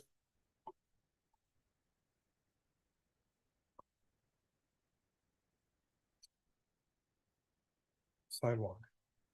Ms. Davis. Sidewalk. Okey doke. Just to put it on the record, we took the planning commission's recommendation. Recommendation. I just wanted to make sure they knew that. Well, and since we're saying that, we are building that on the, understand it's our right of way, but it's in county property. All of that sidewalk will be So- on the county side of the street. Yeah, so it will be in city-owned right-of-way, but the abutting property is county jurisdiction. That's But it correct. is physically owned by the city of Battleground because when we annex the whole right-of-way. I understand, but just want to get that out since he wants to bring that up, that perhaps we should ask the county since they own the property on the other side to help pay for it a little. Well, they're gonna give it to us through CDBG. Yeah. Okay. They kind of are for it. And so what kind of match? What will you put up your slide on the? 600,000. on the Yeah, sidewalk? I would go for the full, because it's gonna be at least the 600, so I would do the 300, get the full match. Okay, Where do you recommend that comes from? So we have both TIF and general fund can fund it. I might ask Megan if she has a preference for which one it come from. TIF is running a little low based upon where development's at. So my suggestion would be general fund. We've kind of already earmarked quite a bit of TIF and seeing what's coming in next year. So at least for next year, that may change if we don't get to it until 2025. My suggestion is general fund. How much tip will those two developments that are going in there generate, you know? I don't know. Yeah, so I mean, it's 3,400, something like that per lot. And, we're doing like, I track more sewer connections, so I know we're like 225. So kind of the math from there. We do have quite a bit of TIF credit Yeah. out there, and that's where our TIF money for this year's gone, is that the TIF credits that we gave for Rasmussen are being sold to developers who are building. And so that's why the ones coming in are not as high as they normally would be. Got it. okay. Okay, so the deal is, we're asking for 3. And then we'll match the difference. Okay. Any other questions for Mr. Herzig? Hearing none, moving on. We'll move on to the Clark County Alliance CCTA 2024 policy statement. And that would be Mr. Ferrier, sir. Thank you, Mr. Mayor, members sir. of council. Each year, the Clark County Transportation Alliance, CCTA, adopts a policy statement regarding regional transportation matters and capital projects. A united voice among affected public agencies increases the likelihood that our region will receive funding for critical infrastructure projects, which keeps Southwest Washington's economy productive and moving forward. To that end, the CCTA asks its partners to consider and endorse its annual policy statement, which was attached to the staff report on this matter. By nature, the CCTA's policy statement is intended to be broad and focused on the larger region, but it nevertheless includes what they call several catalytic projects, which are administered by partner jurisdictions, such as the city of Battleground, that can help address matters of regional concern, things like traffic congestion, traffic pedestrian safety, and the improvement or enhancement of multimodal transportation systems. 2 such catalytic projects here in Battleground are the Eaton Boulevard Improvement Project and the Downtown Revitalization and Circulation Study. Both are referenced in the CCTA's policy statement. Staff requests the City Council review this request and endorse CCTA's policy statement for 2024. What does that mean? It means council supports the CCTA's policy like they've done in prior years, and it also authorizes the use of the city's logo in their advocacy material. That concludes our presentation. Do you happen to have a slide of their ask? I have it right here. It's on the packet here. Yeah, well, I just want to get it out for the Right here. YouTube crowd. So Mr. Mayor, Yes, sir. I'd like to make a motion to move to endorse the proposed 2024 Clark County Transportation Alliance policy statement as presented. second, Easy for you to say. So there it is on the screen. There is Are there any questions? Yes, let's just kind of look on the screen for everyone else. Words on the screen. They're awfully tiny. I know. They're awfully tiny, and I'm sure the folks in the audience probably can't read them, but our friends there in Camas, Washougal, $65 million after they just got $40 million from Uncle Sam. Wow, that's an expensive railroad crossing. On that list, we are items L and M, Larry and Mary. But I don't think they rank them. No. No, It's just the way you fall on. the Yes, list. they're grouped by jurisdiction. They're not ranked in terms of Yeah. importance or size. Any of And that it nature. really is just, if something wins, then we all celebrate the win and we move on. I don't see anything out of the ordinary of what's normal. Does anyone else? Yes, sir. I think one thing that's important to realize is that the Transportation Alliance also spends a lot of time in Olympia lobbying for these projects and as a whole. And so, that benefits us by signing on to this because they are up there lobbying for Southwest Washington. That is correct. Ms. Davis. Thank you. Yes, ma'am. I appreciate all this and the lobbying for us and it's all good projects. My concern and my hesitation, again, this year is action number 2. It says in the small print that the transportation needs assessment and consider enhanced and new funding models, e.g. road usage charge. They tack this on and they slide stuff in and that's got, You'll forgive me. I don't see where you're reading that. action number 2. Under Oh, pursue okay. funding to advance state of good repair and operations. I am concerned that they slide this in here. We say yes, and then the next thing we know, I cannot. I wish they would take that part out. I understand the catalytic regional projects and needs in Olympia, but I don't. I am not comfortable enough with this possibility to agree to it for myself. Okey doke. Thank you. Yes, ma'am. Thank you. Anyone else? Hearing none. There is a motion on the floor and there is a second. All in favor? Aye. Any opposed? Me. Yes, ma'am. We hear you. Thank you. It passes. Moving on. Ms. Erdman.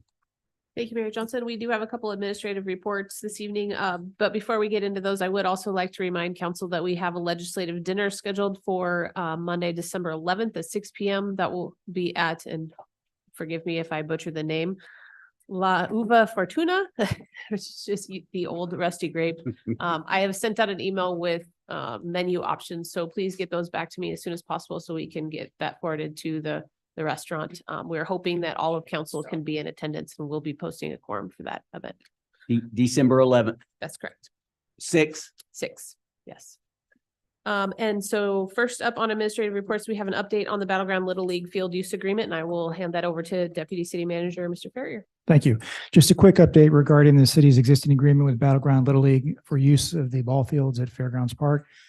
As council members may recall, the city council authorized an agreement with BGLL in 2019. The term of that agreement ends December 31st of this year. Pursuant to the terms of that agreement, the city council and the Little League may mutually agree to extend that arrangement up to 3 times in increments of 2 years each.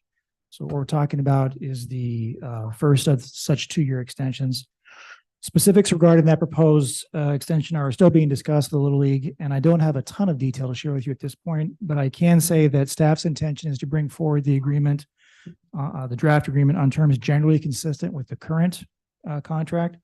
We've already had, staff have already had 1 meeting with representatives from the league for that purpose, and our intention is to bring it forward prior to the end of this year.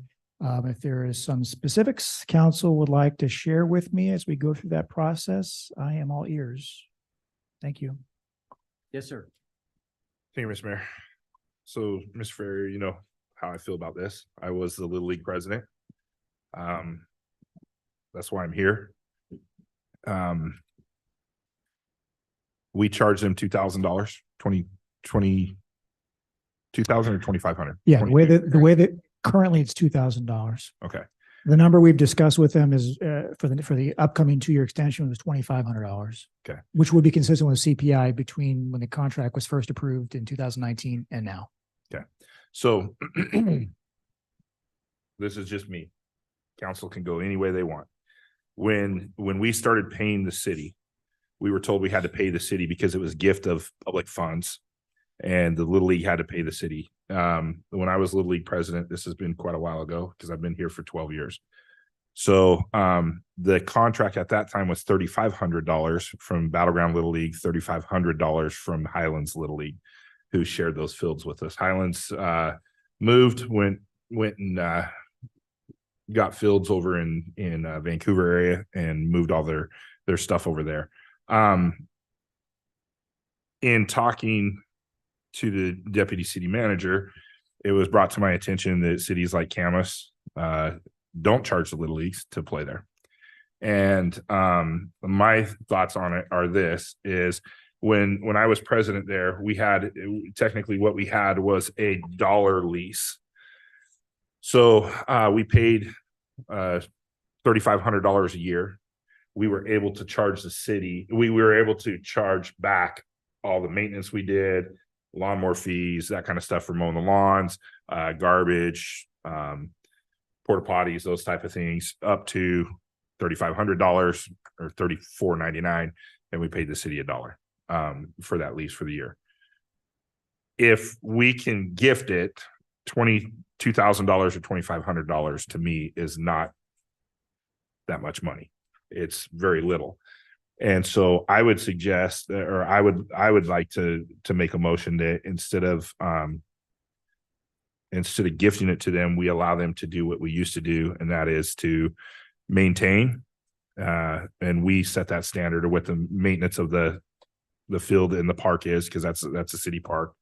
Maintain it, and be able to bill us up to the $2,500 worth of things that they're putting down there, and or $24.99. We make $1 and call it good. Yeah, just for point of, I don't mean to cut you off, sir. Just point of clarification. Under the current agreement, they pay us a rental rate, which is $2,000 a year. They are also responsible for maintenance of those facilities as well. So if you are, which I'm fine with. Okay. We were responsible for maintaining them when we had it too. It's just, it was a pass through to show that we were actually doing stuff. They'll do way more than $2,500. We had $2,500 in just play ball or cat litter, if you want to call it that, to be able to play on those fields. So it just, to me, it's not worth $2,500. And if we can do that, then I think that's what we should do. It's I don't know. I haven't been down there. I don't know what the size of the league is now. We were over 300 when we were there. That's a good number. That I asked the same question. They told me roughly 300 kids. Yeah. So it's going to stay about that. And these are all, the one thing with Battleground, these are all kids that they may not live in the city, but they go to Battleground schools. So to be in Battleground Little League. So. Thank you. Yes, ma'am. I just have a question. Are we able, if we do this, are we able to require them to pass on the savings to the youth? They already have to. By what? Little League cannot eat. Well, number one, you wouldn't require them to you have to, give $5 off for a registration, because all they have to do is jack their registrations up then. But anybody can play Little League. Nobody is turned away at Little League. So if you don't have the funds to play Little League, all you have to do, and you don't have to prove anything. You can just come in and say, we don't have the funds to play, and they play for free. So that's the challenge with it. And that's why when you're charging money for them, they have to take everybody that comes, and whether they prove it or not. So, someone could show up in a $150,000 Mercedes and say, my kid's playing for free because we don't have any money. And you don't have the ability to question that. You have to let them play. So that's the way Little League is. I don't know if that was helpful. Just kidding. Just kidding. Was there a motion on the floor? Yeah. I'll second. Okay. So it sounds like kids are getting the benefit if we don't charge them the fee. Okay, that's all I wanted to know. No, Well, then you misunderstood. The resolution was that we charge them the $2,500. Right, but. And they then work it as, off yes, as they come back with receipts. Instead of Yeah. them paying for both. Yes. Okay. Okay. I did Then you understand. Okay. And I'm sorry, I didn't mean to cut you off. And what you're suggesting is up to $24.99. Up to $24.99. We make it. Okay. Okay, thank So you. they can bring in they're gonna have $10,000, $12,000 worth of receipts for the year Well- easily. How do you claim that dollar, Ms. Lowry? Well, if they're letting. How do you claim that dollar? Afford it, that's. Well, yeah, that part. Right? Yeah, We'll- I mean, We'll verify everything with legal, but we've done this with other property purchases and so forth. We've allowed to take off the value of the property based on the maintenance conducted. So I know there is an avenue for that, but we want to make sure we look through the yeah, logistics. we want to be on the right side. So do we want to table this motion then? Well, I don't think we need a motion because we're not approving the agreement. We still have to go back and work back and forth with the Little League. So we're just looking for feedback on things you would Yes. like us to start Well, discussion with I- them. Well, I guess Yeah. that's our negotiating point that we just said in public. Yeah. Well, and Good job. Way to tell them what we're thinking. super good negotiators. Yes. I'd also be if we know they're gonna spend that much in maintenance, if it's easier for accounting, just do a $1 contract, I would be fine with that as well. They'll spend way over that. We always did. In that case, then, I mean, I know Megan gets bored sometimes and she likes to do extra accounting, but if it's easier, just do a $1, do a $1. If we can structure it the way that you've suggested legally, I would say keep it on there just to kind of force them to maintain. No, I was, if it's, yeah. I don't see anything else, so I assume that's our only request of this. Thank you. Yes, sir. Thank you. All right, our second administrative report is the 2024 budget updates. So we'll go through some project carryovers and grant awards, and I will turn this over to Ms. Lowry. Hello again. So as you know, when we're prepping the budget, we like to look into our crystal ball and forecast where we're going to end the year. Sometimes we have some changes that happened. So that's what we're going to talk about. So for the changes to the 24 budget, these are things that have not been presented to you. And the majority of these are carryovers of things that as we get closer to the end of the year, we know we're not going to complete them this year, whereas we had anticipated we would. The first one, however, is a new grant, is a grant from the Department of Commerce for the Middle Housing Grant. And what that does is it comes up with a plan, much like the Housing Action Plan, but it's for middle housing. And I believe it is a requirement. It will be incorporated into the comp plan update. So it's just more funding to go towards those elements of the comp plan. Okay. Yes. So it's not a standalone. We're not going to call Burke and ask them to knock out 25 grand worth of middle housing. Okay, fine. The next one is the technology grant. We were able to get that application. It finally got approved much later than we had hoped, even though they had earmarked it. It took them a long time to go through their channels. And so we don't anticipate the school district being done with their portion. They're still compiling their RFP for their radio repeaters. And so that will be a 2024 expense. And then the 500,000 for the EQ basin construction. This is a project carryover. Tapney, while they were awarded the bid, they have not started construction on the EQ basin yet. So we anticipate that rolling into 24. And then the ATMS signals. This is the portion that is for Camas Washougal of that grant, just because the signals are taking a long time to get to us. We also anticipate a portion of that carrying over into 24 as well. And then for the lodging tax fund, we just have the official increase for the changes made by council on October 16th related to those applications we discussed.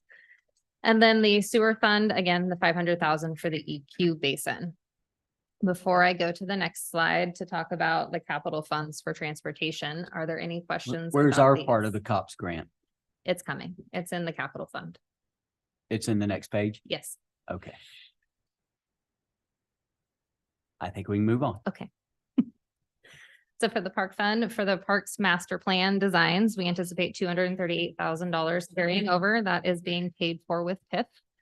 And then for the capital fund, the project carryovers would be our portion of the ATMS signals and then 12th and First. The banner poles and then Captain Strong and Chief Umtuck, the school zone upgrades, and then our portion of the technology grant. Officially, the poll's not going up. So then if we see the banner poles in 24, that means they ain't coming in 23. Is that correct, Mr. Herzog? Yeah, I think Are so. you wrenching us? I'm still trying, but I keep getting roadblocks everywhere I go. So It's November 6th. So I'm At what day will you throw in the towel, sir? going to keep going until it's December 25th, but it's not. Yeah. That's mighty Chris Kringle of you. But I believe, Ms. Erdman, to use an old statement, the clock on the wall says that's all. Are we at that point?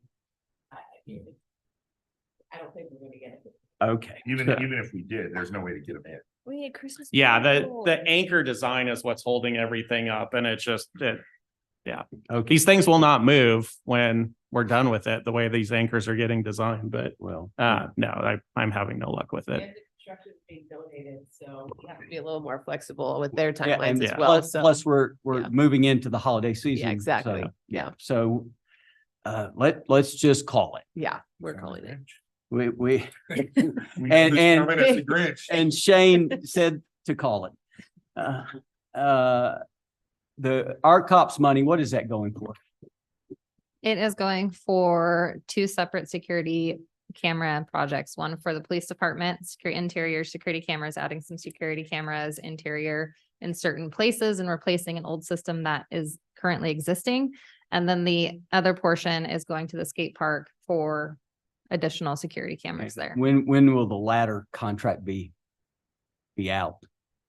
When do we hope to have the skate park out to be bidded on, I guess, to be bid on, excuse me. So we have to go through the federal process, which takes a little bit longer just because of the extra requirements. We're hoping within the next 2 weeks to have that out to bid. We already have the quote. We don't have to send out an advertisement or anything. It's really just the contract because of it being a federal dollars. Okay, But we so should at have the that next, at out. the next meeting, we should have good news on that then, by the 20th? We should. It's only 35,000 is the estimate. I shouldn't have said that. 35,000 is what the project estimate is. We should sell used cars. And then my final question, in May, when we approved the master park plan design for $500,000, we were told that it would be back to us November, December. Here we are, it's November 6th. Where is it? Oh, no. I can see it in your face. No, they've completed all of the environmental work. Essentially, we've got open area on all three parks. Turkey looks, other than the creek that's kind of on the west side, is completely clean.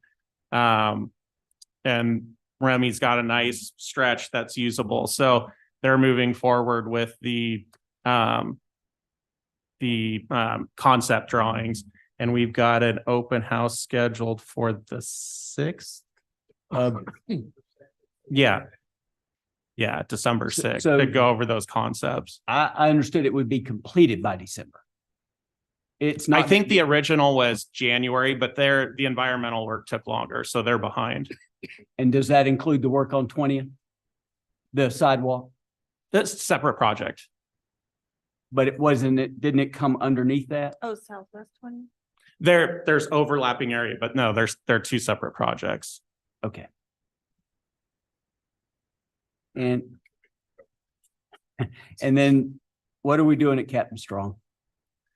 So that's a city safety grant that we Oh, got. that's It's essentially adding like the speed limit flashers, some like crosswalk improvements, that sort of thing.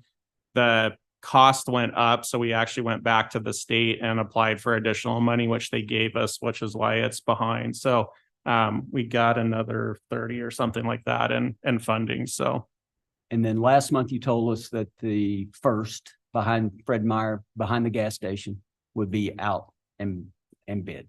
yeah, we've got Did it to that the- happen? We have it to the state, so they just have to give us thumbs up and then we're ready to go. Oh, so it hasn't been No, let out yet? no, but we're close. Soon as we can get thumbs up.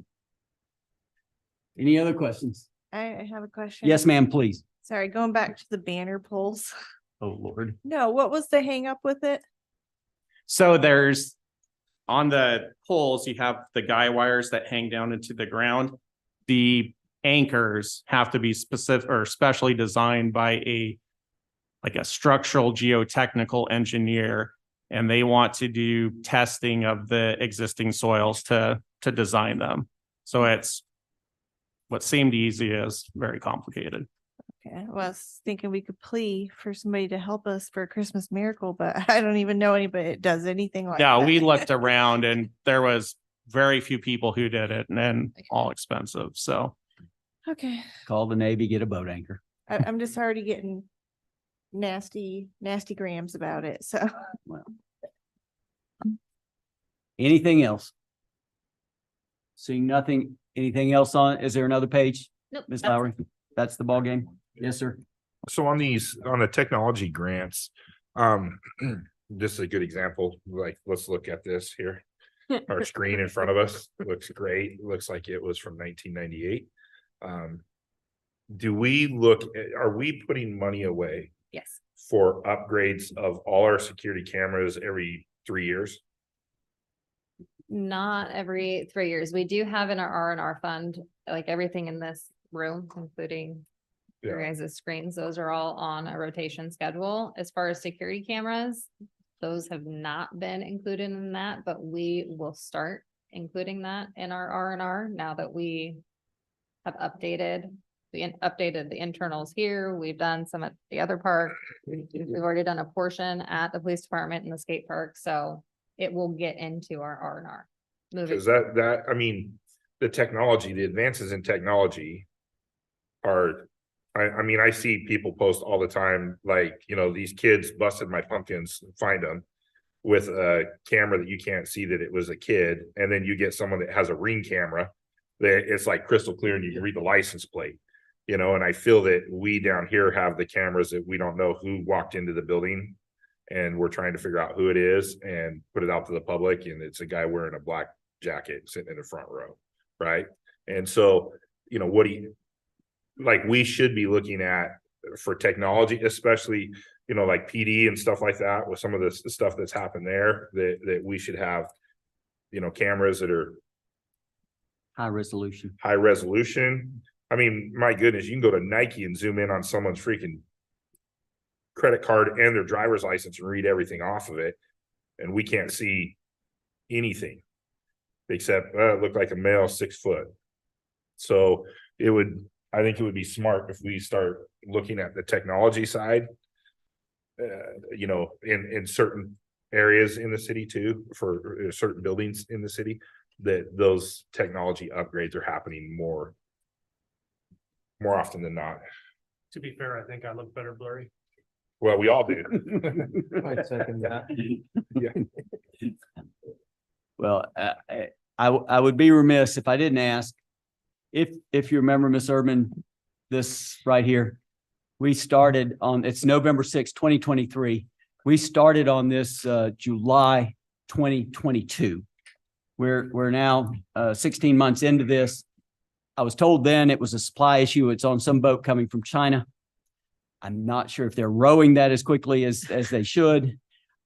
Is there a hope on that, or should we just cut our losses and run? I talked with IT about a month and a half ago. They are still back ordered. They did reach out. They indicated that they were hopeful they would be here sometime in December. Hopeful. So we will see. Would you ask them to look to see if there's something available that's similar and that we can just trash this? Or an app we could use. Or some. It was an internal part, I believe, to get those to work again. So I think it would be switching to a whole new system, but that's Story of our life. Yeah. Anything else? Hearing nothing. We'll move into an executive session. Excuse me. Let me go to, I missed that. Council communications. Are there any? Hearing none. We'll move into executive session. We'll currently recess the current council meeting and pursuant to RCW 42.30.110 parentheses 1 parentheses golf, city council will enter an executive session for the purpose of reviewing the performance of the city manager. The executive session will last 20 minutes, beginning at 10 minutes after 9 and ending at 9:30. See you then. No action. No action. No action to follow, excuse me. We're done. 9:10, 6 minutes away.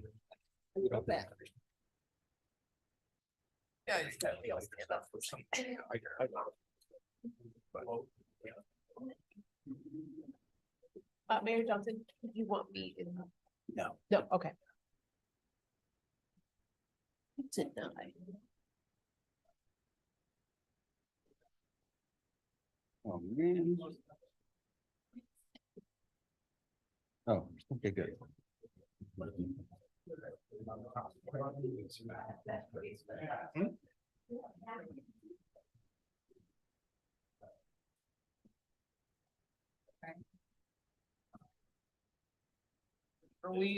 Are we done? Video. They do have it. I was doing it. They're gonna.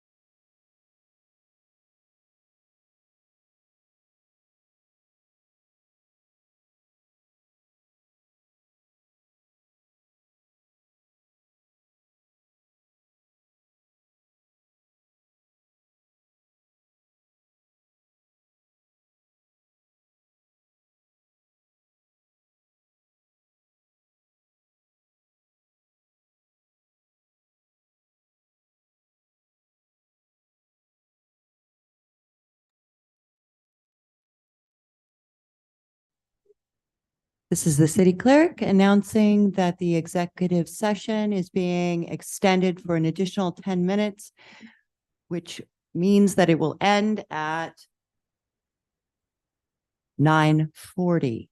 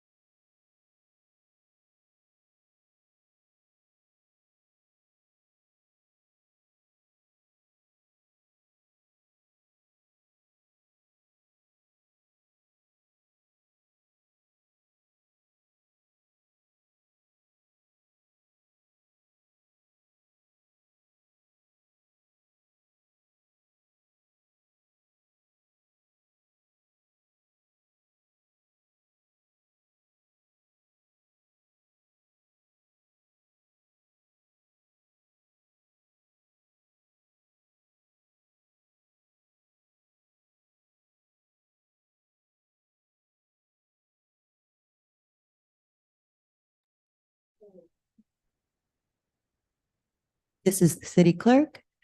The executive session is being extended another 10 minutes and expected to end at 9:50.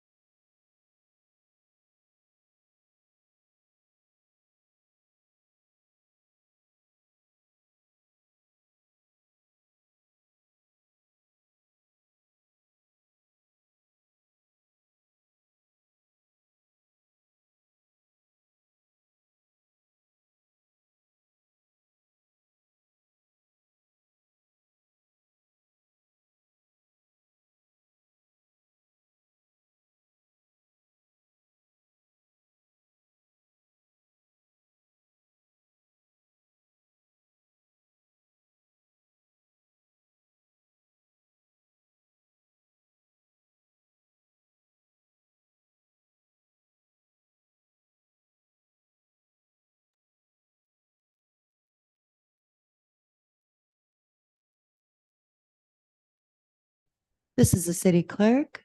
The executive session has been extended for another 10 minutes to conclude at 10 o'clock.